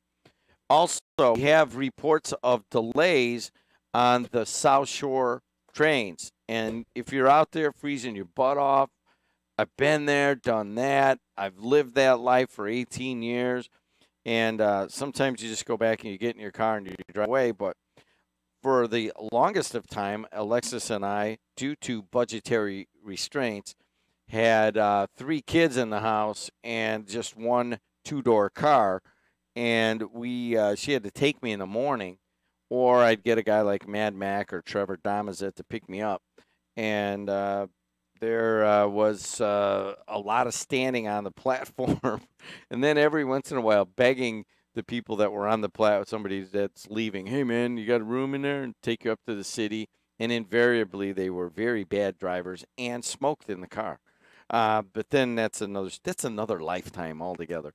All right, traffic is brought to you by our good friends at Napleton River Oaks Honda, proudly serving Northwest Indiana with superior customer service. And now let's talk about what's going on with the weather. And you're talking about 6 degrees right now with a wind chill factor of 4 degrees below zero here at the Strachan Van Til Studios on the campus of Purdue Northwest. Your sunrise was at 6:49. Sunset getting later and later, 5:20, as you're looking at about 5:20. Winds right now are from the north at about 7 to 11 miles an hour, and that, of course, is accounting for the very low wind chill factor. One school system closed that came into us, and that was the School City of East Chicago.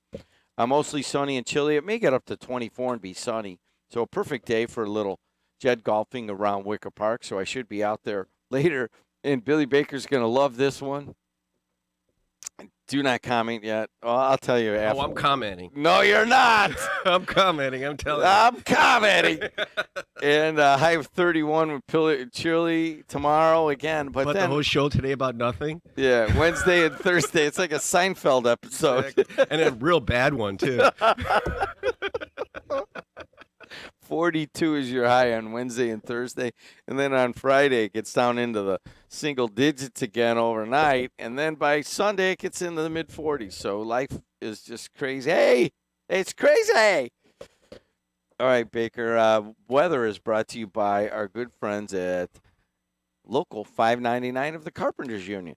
Thanks a lot to the carpenters, laborers, electricians, and ironworkers for all standing behind the WJOB studios and all that we do here. All 4 of those trade unions are going to be busy as we get some big road construction projects coming up this summer. Any of the other trade unions that want to not be weenies and join, give us a call, 219-844-1230.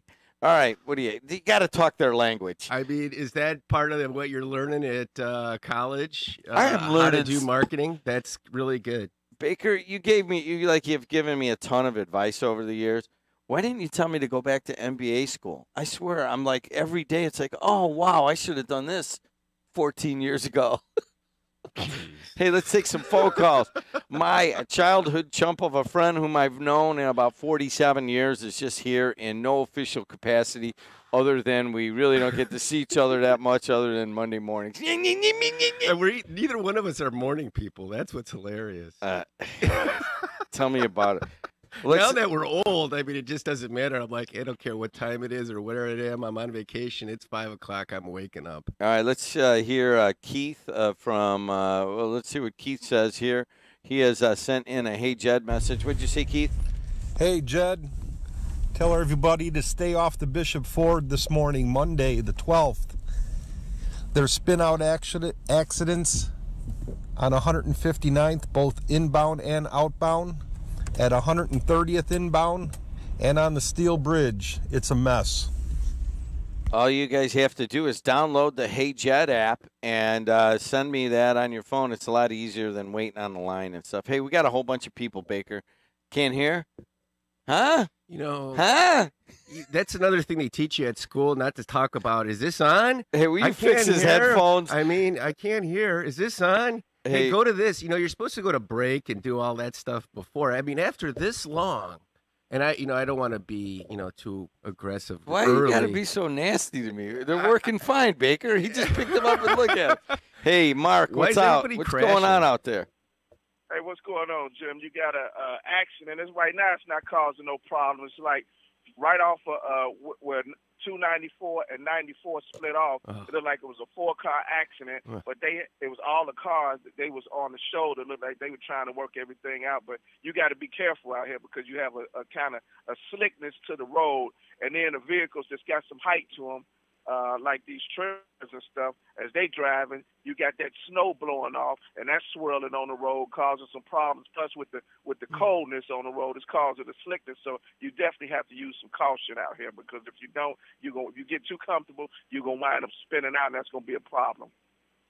You know what? You put that coldness causing some slickness. I like that. Yeah. And hey, what'd you do over the weekend? Were you one of the guys that had a shovel in your hand for half the weekend? No, I live in an apartment complex, so they did most of that. But as far as the parking spots, I had to deal with like 3 vehicles, because I got a vehicle, my wife got one, and I got the company vehicle. So I just kind of made sure that I was able to get out of the parking spots, and it worked out pretty good. And my vehicle is an older vehicle, but fortunately it's 4-wheel drive, so I didn't really have any problems. I just took my time and did what I had to do, and that's it. Right now, it must be an accident. I think you were speaking about an accident by the Oasis. I see it's getting bagged up here, and I also see a helicopter up in the air, kind of hovering over that area. So that pretty much confirms what it is. Right now, I'm going right under 394, I would believe that's it. And I see it's bagging up pretty good. So, you just got to be cautious out here. Yeah, they're saying 2 right lanes blocked right past 394, and it's not saying exactly what it is. Okay. All right, definitely man. An accident, so Yeah, you just have to be careful. Be cautious. All right, man. Thanks a lot, Mark. Talk to you.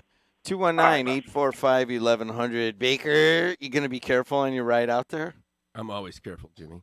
Oh, stop. Schmedley. Shanky Scooter Shop, may I help you? Hey, Schmedley, go clean off my car. Yeah, let's see. What number am I going to? Hala. Hey, Phil, how are you? Hey, guys. 9 days of snow is enough for an old guy at 71, but what I did see this weekend was neighbors helping neighbors. When things are at their worst, people are always at their best, it seems, over on this block. I've seen more kids coming back, checking on their parents and grandparents and things like that. And for the most part, everybody survived with no ambulances, no things like that. It's refreshing to see them face that and get through it. And I do love the idea of waking up today without new snow. And not only that, they had a beautiful crescent moon out to the southeast, and now a beautiful sunrise. So I like your positive nature there, Phil. I'm glad you don't know I what have to say, one. do you? Because that's all he's got. The rest of it, he's going to just, complain about it being so damn cold. What do you mean? I want to complain right now. No, not really. If things got any better, I don't know if I could stand it. Phil, I was thinking about something the other day. That's good. You must be going to... I'm going to school now, so I think, hey, growing up around Hammond, I grew up around a lot of, old Hammond guys that are just either had businesses here or lived in Hammond, and that were kind of like most of them are like business owners in Hammond. And it's always been around in my life ever since I was a little kid. And then one day I looked around and I'm like, dude, I'm an old Hammond guy now. And, guys like Pete Nawn, Pete Corellis, and Mirko Maric and Mark Kiernan around the corner. You got to have kind of a core of, guys that own their businesses and stuff. But in the past, it was one day it just happened, and I don't know how it happened so quickly. Okay, well, hey, thanks a lot, Phil. Good talking to you, buddy. Thank you. That's what you were thinking about? That was the story? You really need to go back to school. I thought he'd pile in with that, but he didn't. Yeah, the sun just came out right over the abortion clinic across the way. Baker, how you been, man? Good. Hey, did you go to the basketball game I went to Saturday? Ohio State, but we were going to get up. We got up on Saturday morning, and it was still snowing pretty heavily. And it was snowing. They didn't get it as hard up in Lansing, East Lansing area, but they were getting it on Saturday. So Alexis and I were like, forget it. This isn't what this was supposed to be. Right. Let's drive into the blizzard. Yeah, that would be fun in the middle of Michigan. 'Cause what could go wrong with that? Hey, listen, about halfway up 94, you get even up there with, St. Joe, and the wife looking at you. I told you we shouldn't have come. So You're stuck in a snowbank. All right, I gotcha. I just wanted to see the game. You know, that part of southwestern Michigan is something because, I lived in Grand Rapids for 10 years, so we'd come home to the region all the time when the boys were little, and that would be just brutal because it'd be sunny in Grand Rapids, right? And this is, in the 90s, so it's not like you had all this radar stuff. Like, man, you hit that stuff, it's bad news. There's a couple I saw different news stories about some major pileups over there. So it's whiteout conditions, and you're in the middle of nowhere. It's not a good thing, but you're a Purdue fan, so I thought maybe you would have went. You know what? I wanted to go. I got up, and I'm like, well, what do you think? It was like 6:30 in the morning. The game wasn't until 3. I'm like, well, we got like 8 hours to get there. Or I can and that shovel. might be how long it's going to take us to get there. And I went through, and it had taken me a little bit of work to work the lady in the office to get me 2 press passes because they typically only give radio 1. And I'm like, well, hey, I really can't go if I don't bring my wife. So think you can help me out? And it's not like Michigan State's not dealing with a lot right now. I got to know Paulette in the athletic department. Come on, Paulette. We're gonna get up Where's there. Hammond? And by the end of the week, she was like, "Well, you should probably stay here." And I'll tell you what, maybe I can get you the Michigan State discount at one of the hotels. So it was all set up. Start calling you Sparty. When's your birthday, Paulette? We'll send you a little something. Hey, you want a WJOB T-shirt? They don't exist. Send you some Gwumpkies. Hey, it's 7:24 in the Calumet region. What time is it? It's time to go to Albert's for something for Valentine's Day. You got 2 days left. All right, let's talk to Mad Mac on line 1. Mad Mac, how are you? Good, man. How you doing? I'm doing okay. You're nice and loud. Oh, well, it is radio. I could dance, but you wouldn't see that. I'm not on Facebook Live at my house like you are. So what's going on in your world? So the wheels are starting to come off now on the old Boilermaker there. I can't hear him. Is there a problem on his line here? Is there, I don't know. Hey, what's going on? What's wrong with this line? Lafayette. I don't know, man. I told you, never trust Matt Painter. I don't know where you guys, I heard you the last 10 days singing the praises of Matt Painter, and he hasn't won anything yet. And just because he's beating up on IU and is Purdue, Cal, Northwest Indiana, whatever the hell they're called, are they in the Big Ten now too? They beat Rutgers. Oh, they beat Rutgers. Good Lord. Listen, I got eligibility left, dude. I could play for Rutgers. Hey, here's the deal. Purdue lost 2 very tough games. One to Ohio State. They were winning. They were winning all of them, and they lost winning. them. And in both games, they had a chance to take a shot to win the game right at the end. And in both times, they missed that shot, and the other team came down and made the shot. And basically, that's exactly what happened in the Lake Central game also in the loss to Penn. So it's kind of a bad week to be a basketball fan around here. And I got to tell you, looking back on it, if Purdue had come through those and won both of those games right at the end, I think they would be worse off than they are right now for the NCAA tournament. Like your dad. Oh, it's a good loss, Jimmy. I am sounding like my dad. As a matter of fact, that's right. Who you criticized last week for claiming there's no such thing as a good loss.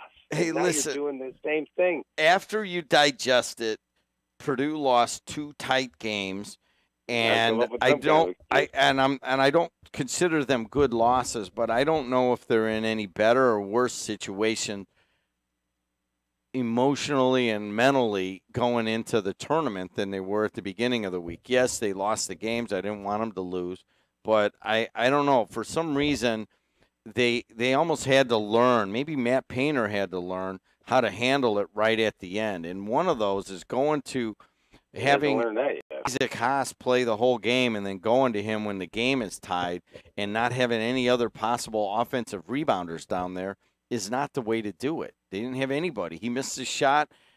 Michigan State gets the rebound. They go down and they hit a 3. And here's the worst part about it, Mad Mac. Lexus and I are sitting in Bridges watching the game at the front counter there. Michigan State game? Yeah, Michigan State game. And a guy named Bridges hits a 3-pointer with 3 seconds left. Really? I'm like, That's what? That's your story? Did you go, Jeff? Is that your brother? He goes. He gives you a dirty look. I'll give that guy. I'll give that. The Bridges is the guy they say is going to be the Big Ten Player of the Year, right? No, that's Carson Edwards for Purdue. Oh, please. But when he He's backs really up a good, little, man. He's good. And your boy from Purdue he gave him the space. He did not. He had his hand in his face. What are you going to do? He's 6'8". No. Watch the replay. The guy takes the ball and he circles back to the top of the key, and your boy gave him the space. Now, when the guy then picked up his dribble, was getting ready to jack it, all he did was tacitly put his hand out a little. He gave him like 5 feet. All right. I got you. All right. What are you doing? I'm in recovery from a bad loss on Saturday and a loss on Wednesday, and you're going to bring it up? And you're going to bring it up and rub it in our face? We're done. I got other people. Oh. At least it's better than watching IU play. Hey, they won. They look really good. Yeah, on They behalf look of the really Hoosier good on Nation, Friday. we're going to try to close out the season and have a good showing and in the Big Ten tournament and see if we can't win the Big Ten and go to the NCAA. There you go. Banner up. Hey, Banner up. You're the same guy that's going to tell me the Yu Darvish contract is great at 126. Oh, my God. That's the beginning of the end, folks, for the Cubs. I'm sorry.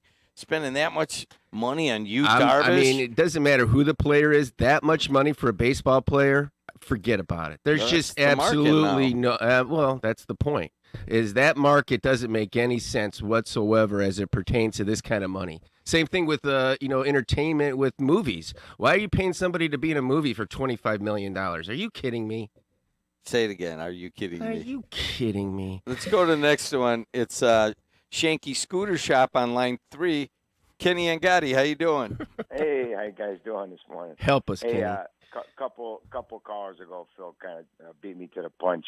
I just wanted to be Johnny Positive and say, all the town people, all the public works, they did a good job, man. It was a little bit of a storm there Friday, and it's tough, and when it snow's coming down like that, and you can only do so much, so. That's right. And, the other thing, Kenny, is there's not anywhere to put all this snow.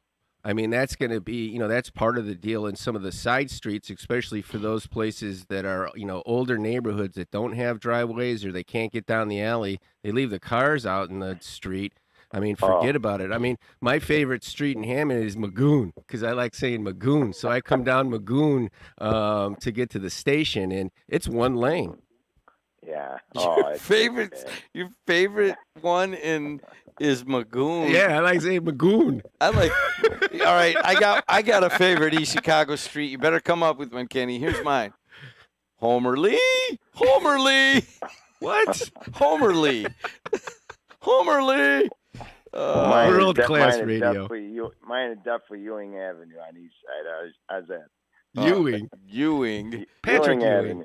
It doesn't. Downtown It's not Ewing. funny though. It's just.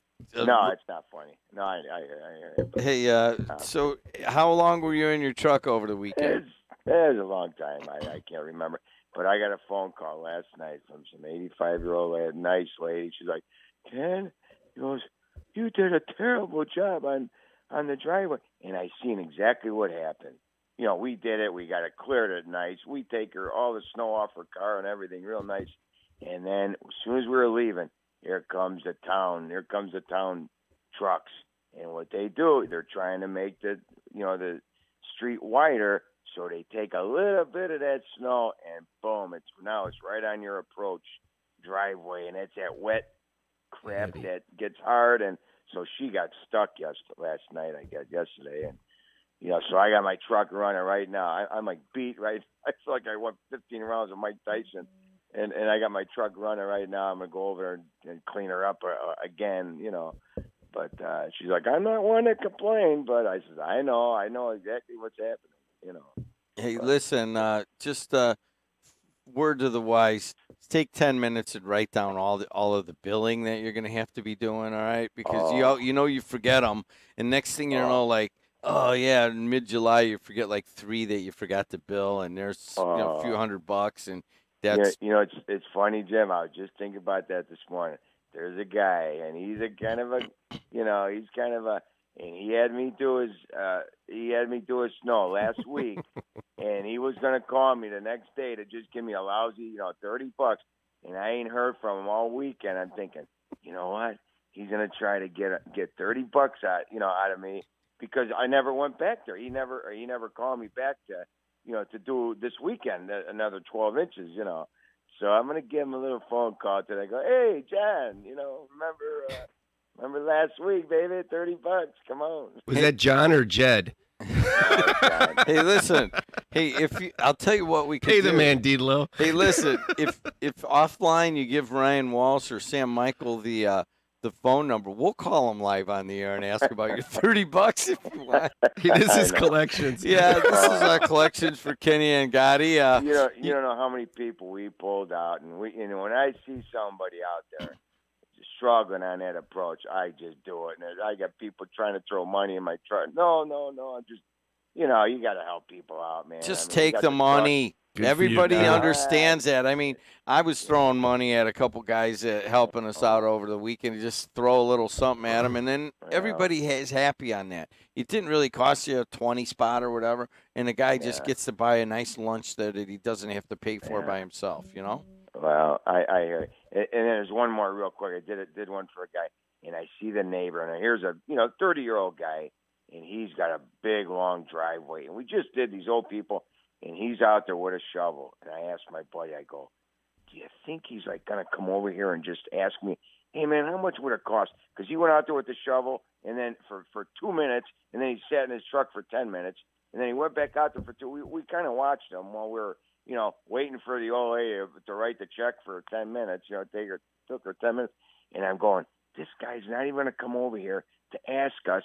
And I would I'd have done it for free. She even did that good a good swipe. It takes me 5 seconds. But he never even came out and said, hey, man, how much would it cost to, but I'm like, oh, you dummy. Probably still out there. I did my whole driveway the first time around with the shovel. And then the second time around, hey, you're older now. Yeah, I'm older, and I was like whining to my wife all weekend about my back and how sore I am. I mean, it took hours. I mean, there was a foot of snow out there. And then the second one that came along Saturday night into Sunday, another 6 inches maybe. Yeah. And that was the one. I got the guy that was doing someone else. Hey, get over here. Yeah. How much? And that made a big difference. All right, Kenny, good hearing from you, man. All right, buddy. Guys, have a good day, man. Talk to you. Billy Baker's in here. Just give us a call, 219-845-1100. If we told you that something was, we had some pressing news to talk about, or actually really anything of importance, we would not be being straight with you. Hey, so don't even. So, hey, let me do my property management thing real quick for everybody. I mean, we did get a lot of snow, and here's one that I haven't heard much about on the radio. So, walk around the house. Wherever the furnace has their vents that blow out the vent from your furnace, go make sure that's clear, because that's always a challenge when we get this much snow and it's blowing. So, do a quick walk around and make sure that's all clear. Also, you could tell that as we get into this melt this week, there's going to be a lot of icicles. So pay attention to that, especially for the elderly. And like everybody's been talking, help out the neighbor. I mean, the one thing we could always talk about, Jimmy, hell, this goes back to the floods and everything before that, is when there's problems around here, that's when you really shine from the standpoint of region people. So I always say, why does it have to be tragedy or, something that's just overwhelmingly negative for us to be able to, be like that? But it is what it is. Let's go to Dave from Gary. Dave, how was it out in Miller Beach, my friend? Roads are clear. They did a nice job. They really kept up with it. They don't use the big snow plows. There's just a lot of guys driving around on like 1-tons, which they could get to side streets, and they actually I'm pleasantly surprised they do a nice job. I wish they did westbound 8094, which is a parking lot starting at Grand Street. You know what? Let me adjust right now while we're here. Yes, westbound 8094 is bad. Northbound I-65 is bad from US 30 all the way up to Ridge Road. Westbound and eastbound I-80 through Joliet are bad. 294 is a parking lot going from I-57 to I-55. And the Bishop Ford is as bad as I've seen it this probably 2018. It's bad from 159th all the way up to 67th Street on the Dan Ryan. So we've got bad traffic, slippery roads everywhere. Go ahead. Eastbound 8094 starting at Grant Street. There's gapers. There is a car halfway up on the wall westbound, which wasn't bothering anything, but people going eastbound find it to be fascinating. So if you could probably pull up eastbound 8094 at Grant Street, it's really heavy. And again, westbound, just if you're getting on I-65, don't go to Ridge Road or go to 20 if you want to go anywhere west. But listening to you and Billy for the last half hour, fascinating radio, Jed. especially when you go on your basketball tangents and you're hitting that killer 8% of your demographics, talking about basketball for a half hour. Yeah, it is what it is. Hey, who's the highest paid employee in the state of Indiana? Matt Painter. Hey, he's getting your money's worth, aren't we? Oh, see ya. God. And talk about getting out of your demographic. How is Dave from Gary even making a basketball comment? Doesn't know anything about it. Hey, let's see how Jake's doing. Hey, what's Jake backwards? E-cake, E-Catch, baby. What's going on? All right, guys.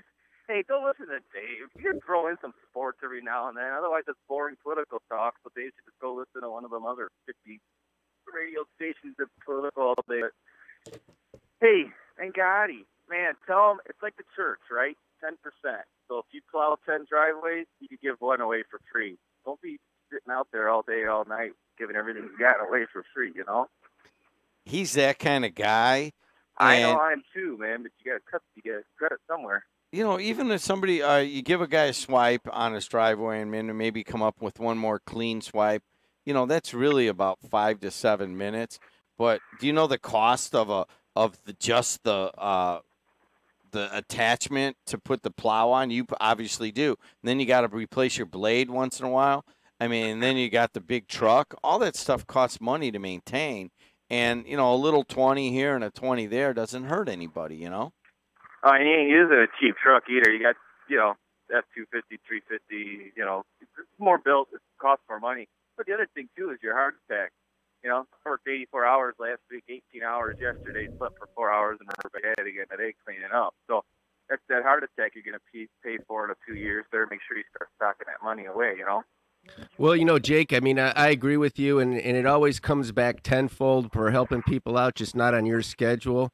But yeah, there has to be a line at some point because, you know, NIPSCO and the government all seems to want their money, and they don't, you know, they don't take just niceties and potential. You know what I did the other day? I was plowing a driveway in Briar Ridge, and there's a guy next door in a Tesla, rear-wheel drive, electric car, great, you know, helping the environment while I'm sitting there blowing some diesel out in the environment. I felt bad 'cause I'm like, yeah, he's helping the environment and he's stuck. And so I plowed the driveway, watching him try to dig out. I thought, all right, I'll walk over there. He had most of it dug out. So all I had to do was just put one hand on the front and push him out, right? Well, I walk over there. He's talking to some people on a conference call with his earbuds in while he's shoveling. And, oh, he's grateful. Thanks. Let's push this out quick. Push him out. Never even rolled down the window. He just put it in drive, drove up into the garage, shut the garage door, and he was gone forever. I said, yeah, that's what I get, you know? Hey, I'll tell you what. That's not right. Why don't you text? Right? In a Tesla in Briar Ridge. That's probably worth a cool $6. I'll tell you what. Throwing a snowball at his front door. That's just. I'll tell you what. I'll plow all the snow right back in his driveway. Try and get that rear electric car back out. That's region right there. Here, listen, you know what that is? That's a region guy who made a bunch of money, but is still just like a region hillbilly. You know what I mean? Hey, listen. No, you know what that is? That's an Illinois transplant. Yeah. Hey, I'll tell you what. If you text Ryan his exact name and address, we'll make sure we put that out. I don't even know who the guy is. He was a neighbor of a guy that I plow. You know what I mean? That's the worst part. I don't know him. I thought, I don't want this guy telling the guy I plow for that I snuffed him, so I better, you know, help him out. Yeah, I ain't ever helping that guy out again. He was throwing words out like market share and market entry point, and he didn't even really. I mean, he's a big shot. All right, man. Oh yeah. Thanks a lot, Jake. Thanks for doing a good job this weekend. He probably has an MBA. Big shot. He's a big shot. He's a big shot. All right, let's take one more before we pay some bills here. Hey, what time is it? It's 7:43 in the Calumet region. Refresh that, will It's time to get married at Albert's. If you want to, you can do it for free on Valentine's Day, which is Wednesday. It is also Fred Halpern's 50th wedding anniversary. He got married on February 14th of 1968. All right, let's take Dan. Dan on local 599 phone line. Dan, what's up? Nothing. Good morning, boys. Always entertaining listening to you guys. So you're the guy that likes it. I knew there was somebody. Got one like on Facebook Live. Yeah, it's got one like. Good. All in driving. So timing's everything. on my way to get off some pasta from last night. Hey, Dan, I ran into Dan and his wife, Tracy, am I right? Terry. And they were at Giuseppe's Italian restaurant in Cherville. And what was the dish you had, Dan? I had the chicken marsala, and it was absolutely delicious. Now, we've never ordered that. Most of the stuff we order there is red, but this is a brown glaze to the chicken. Describe the taste. Chicken, lightly floured and breaded with a marsala wine sauce, portobello mushrooms over homemade spaghetti. It was delicious. What'd Terry have? Jerry had cheese and spinach ravioli, and our friend Susie had cheese and spinach ravioli as well. Yes, they also, just to make it clear for people, they have a number of gluten-free options if you want to get a gluten-free ravioli. So what's going on? Okay. Yeah, what's going on, Dan? Nothing. Just on my way to the Lincoln Center to get a couple miles in. Are you going to run or walk? Jog. Yeah, I'm going to run. Baker, how come you never do that? You go over to Lincoln Center and just walk around and listen to radio. Put your Walkman Hey, there's a on. whole, volumes of things that I should be doing. Trust me. You know what's really interesting with the Lincoln Center? I don't know if either of you have ever gone over there early in the morning. It's like a microcosm of the region. I mean, because it's all just older people just kicking up dust. It's actually pretty cool. So you're saying, is it like... I'm one of the younger ones there. Is it like Wicker Park when you walk around and you realize that we really are the melting pot of the world? If you right now, I'll probably get in there. There's probably going to be about 40 people, and it is the melting pot of the region. Yeah, definitely melting pot of the Midwest. We've all settled here. All right, man. You have a good walk, and it was good seeing you, you guys last night. And I did not I did not realize until we got in the car. Alexis told me that your friend Susie there is a woman by the name of Mary Lynn Tolan's cousin, and we that was Alexis's best friend at Bishop Nolan. We went down and visited them recently. And how are they doing? They're doing okay. Okay, really? How's the house? Did they shovel the driveway? All right, well, see you later, Dan. Baker's just not being very nice.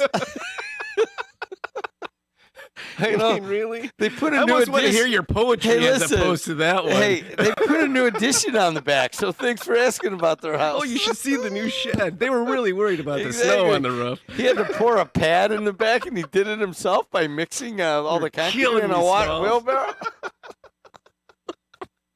He's Bill Baker. I'm Jim Deedlow. It's Monday, and nothing's going on. So we're going to get up with roadways and with the train and all that stuff. And it's bad. It's slick out there, folks. A lot of spin outs. Drive carefully. Be right back. When I received the news that I had cancer, I was terrified. There were so many treatment options. That's why I called Rush Radial Surgery for a second opinion. Rush Radial Surgery in Chicago has a dedicated and caring team of physicians specializing in leading-edge technology to treat my cancer without surgery in less than 5 outpatient visits. If you want a second opinion for your cancer treatment, call Rush Radial Surgery 312-942-4600 or visit their website, rushradialsurgery.com. Giovanni's in Munster, Northwest Indiana's premier Italian cuisine. Come enjoy our expertly prepared steak, seafood, and other Italian delicacies. Experience over 20 years of entertainment with our piano player Jack every Friday and Saturday evening in the lounge. And join our VIP or e-rewards on your next stop in. Host your special event, shower, or celebration in our back room. Giovanni's is located at 603 Ridge Road in Munster. Call 836-6220 to make a reservation. Check out our menu at giosmunster.com. What gets you fired up when you think about college? Explore your roar at Purdue University Northwest. With 2 exciting campuses in Hammond and Westville, more than 70 areas of study, and NCAA Division II athletics, Purdue Northwest offers it all at an excellent value. Learn more at pnw.edu and apply today. That's pnw.edu. Join the pride at Purdue Northwest. Eduardo's Natural Pizza in Munster has built a reputation for serving the finest Chicago-style stuffed pizza, loaded with fresh and natural ingredients. Not interested in stuffed pizza? Eduardo's has the best thin crust pizza, appetizers, salads, pastas, and more. Pick up a half-baked pizza from Eduardo's to take home and bake at your convenience. It's the perfect solution for those hectic nights. Eduardo's is located at 7920 Calumet Avenue in Munster. Dine in or carry out by calling 836-2010. Hey, what's going on, everybody? 7:49 in the Calumet region. What time is it? It's time to go to Albert's, get a Valentine's gift.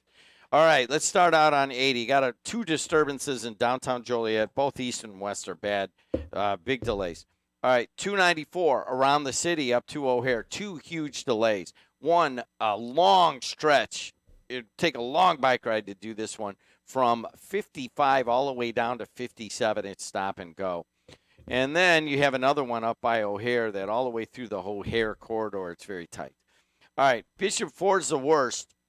It's been maybe in 2018, as it is from 159th all the way up to 67th on the Dan Ryan stop and go. Number of spinouts, a number of earlier accidents. 80 going west, right at that split, there's an accident.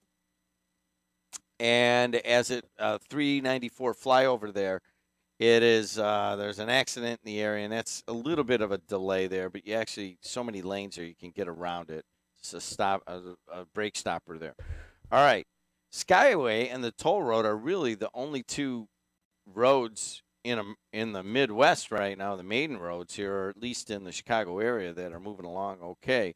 Then you have on the Borman, you have a couple of accidents. One's by Kennedy, left lane is blocked. Another one's back by Grant Street, or more towards Broadway, between Grant and Broadway. And that was described by Dave from Gary as a car hanging on the center wall there. So somebody went up on the wall and is just hanging on there, which is infinitely preferable to smashing into it and just getting smashed. You don't think, oh, wow, somebody's up on the wall. That's way better than smashing into it. So we have first responders. That was awful. We have first responders all over the place hitting these things, and it's really cold out. And so you can just imagine the scene at many of these spinouts and accidents. Yeah, well, the salt doesn't work when it's this cold. Not as well. Northbound, a big truck. Beep, beep. Northbound on I-65 is getting a little bit better, but it's still bad from right around US 30 up until 73rd. All right, so 4 westbound accidents between Kennedy and Calumet, all on the inside lane. So you guys get the idea right now of exactly how bad it is on the Borman westbound. On the Bishop Ford's actually getting a little bit better as the morning goes on. It's not as bad early through 159th and Sibley. I just don't know if you can get on it right now. Hold on a second. 2 left lanes blocked before the Bishop Ford. So can you go right now from 8094 on the Bishop Ford? Somebody text us or call us. All right, got a number of texts that have come in. Let's see here. 294 is slicker than cat poop before Cicero, okay? I-65 northbound, a car on the wall causing major backups north of 106 or north of 64th. Another text. A very slow traffic, 294 northbound, starting at 57. All right, there you go. They're all over the place. 219-845-1100. Bill Baker's here with us. And, Baker, we have 7 minutes to go. And one of the things we can talk about is the upcoming sportsmanship banquet, which will be on Monday, February 19th. And that will be at the Halls of St. George. It starts at 6:30. Baker, tell us about what this is. You know, I mean, obviously, I've been on the radio since you bought the radio station, and you know, I'm not known as being a cheerleader of sorts. You know, there's plenty of people out there that'll cheerlead everything, but this is the one I'll cheerlead about. And you know, I've been on this a little over 10 years, and you know, the sportsmanship committee is trying to do one of the good things, in my opinion, here in the region. And before the sectional boys basketball tournament, the premise is that everybody, all the teams, come in and have dinner together and listen to a speaker, and it goes back to, you know, way back in 64 years ago when there's a brawl in East Chicago. And No, it's in Hammond. In Hammond? Yeah. And, well, there was one in East Chicago, too. So we have had more than our share. And, you know, it's just the premise of trying to do the right thing and bring everybody together for that. So, you know, it's coming up on Monday. And patrons, I think last 8 or 9 years, we've had well over 600, 700 people that come to this thing. So it's very well attended. It's well supported by the local business community.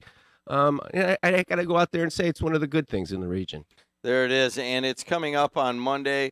We have ours, a guy from Jerry Gomez, CEO of Advanced Finance, Financial Federal Credit Union. They bought 2, and what are they, $50 a piece maybe? True. Yeah, $50 a piece, and I've got 2 right here.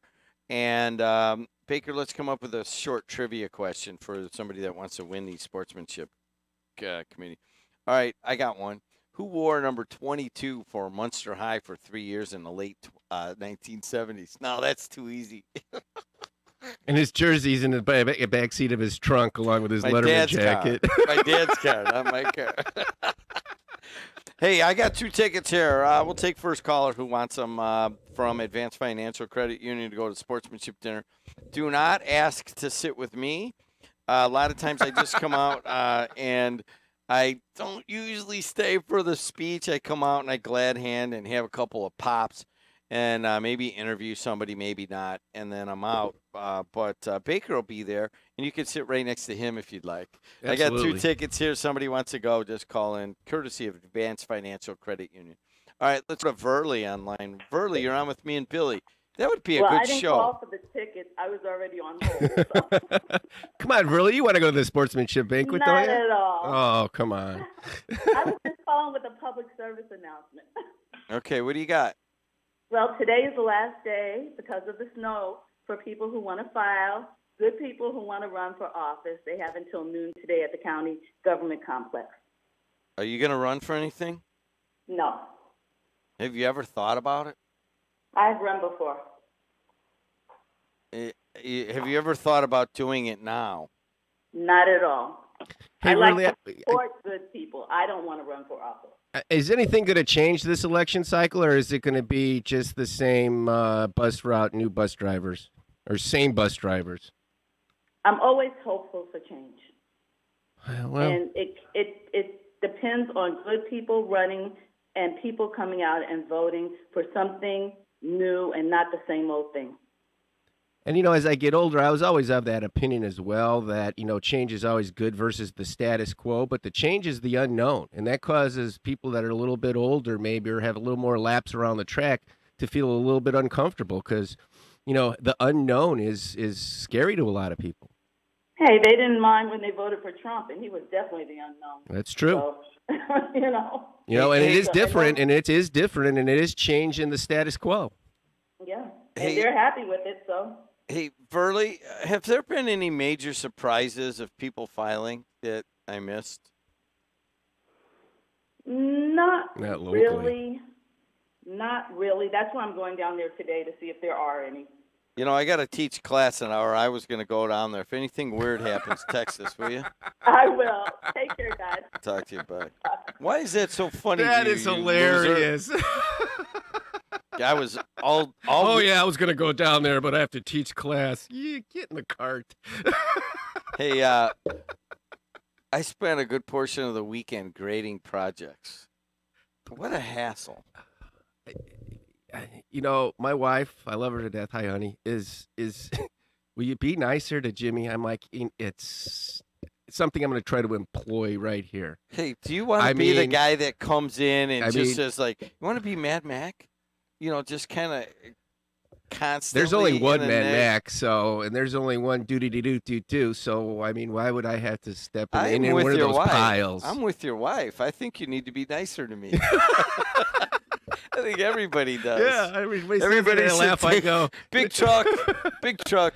I go, are you kidding? It's too hard to be able to do that with Dilo. He's and I use an adjective that begins with an I, so figure out what that is. You know, it's weird because there's a certain group of us, I guess, and then anytime that someone, and I just talk for myself, starts to do something nice for me, I just make them feel. I just back them into a corner, make them feel stupid. So why would you? Why would you do that? I don't know. I mean, what's the thought process behind that? You're gonna be nice to me. That's a weakness. It's a sign of weakness.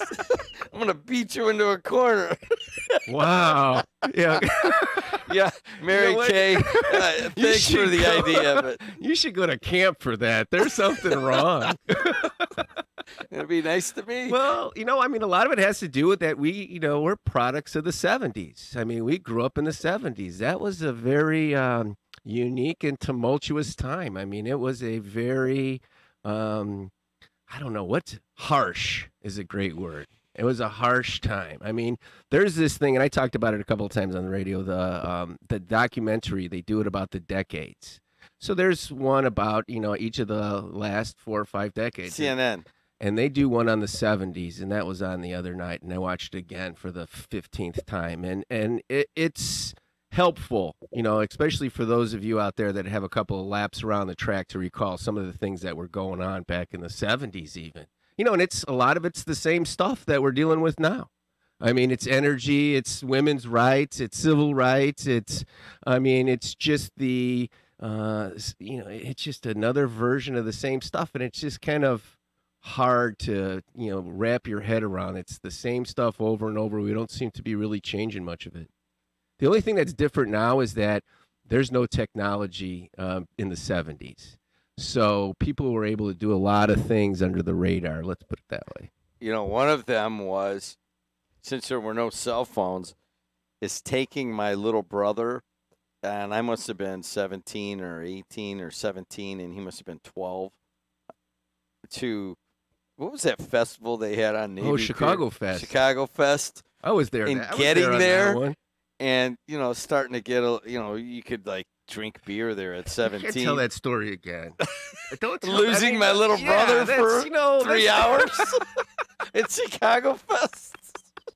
And then he never told my mom. That was good on that one. Where's your brother? I don't know, man. He was here and now he's not. But Billy Squire's getting ready to start. I don't know. Should we go look for him? Nah, we'll be all right. He's pretty cool. That was before they redid Navy Pier, and it was just like a warehouse dock. And and they had stages off of those. They were like wooden planks. I mean, that was some hardcore. You could look down and you were like, man, it was like, and there was like 3 feet between the. You're like, how does nobody fall in there? Oh gosh, I remember one time waiting for BOC to play on the big stage, which was actually kind of cool, way on the end. All the other ones were kind of dumpy, but the big stage was kind of cool because the background was Lake Michigan. It was right on the end. And we waited and waited for BOC, and I'm sitting there. Oh yeah, Blue Oyster Cult are going to make a surprise appearance, and it was on the program, and it came out, and these guys were Boys of Chicago, and they came out and they said, "Well, I know a lot of you guys are thinking it's Blue Oyster Cult, but stick around. We're Chicago guys." All right, we got to take Steve. All right, in the middle of a great story about Chicago Fest. Oh, is Dowling here? Is Dowling here? I still think I have one of the plastic cups. Baker's got his Schaefer can from his beer can. Have you thrown that out yet? Absolutely not. Old Frothlingschloss. I have all those too. Hey, I need a Puerto Rican Schaefer can. Oh man! All right, let's see. I'm not throwing nothing out, man. Hey, Steve, how are you? Good. How are you? Hey, you want to go to a sportsmanship banquet? I'm open on that date. I'll go. All right, here it is, man. Oh, you got to come in. Where are you from? St. John. St. John, Indiana? Yes. Do you realize that St. John was voted the most attractive place to live in Indiana? Do you believe that? Yes.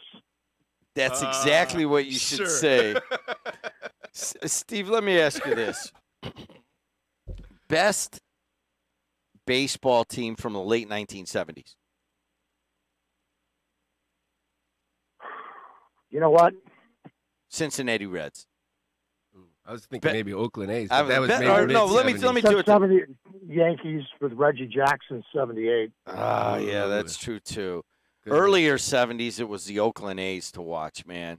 Remember? Yep. Vida Blue and Reggie again. And who's the second? Who's the? All right, here's a tough one for you. Who was the second baseman who missed the ground ball in the World Series and Chuck Finley fired him on the spot? I think his last name was Green. Yep, it was. It was Green. what was it, like Steve Green, wasn't it? No, Dick Green. Dick Green, that's right. You're done. Get out of here. Anyways, that was back when you could do that. All right, Steve, I got him here for you, man. Just stay on the line. Ryan will get them to you. Thanks. Thank you. There it is. All right, I'm out. Baker's out. Thanks for coming. Hey, in. everybody, be careful out there. It's still slick. Pay attention. All right, Have a great week. I'll be back after Dave Dowling, and in just a little while, I'm going to go eat. Be right back. And Dave Dowling's Town of Cherville stuff right after this. Travel better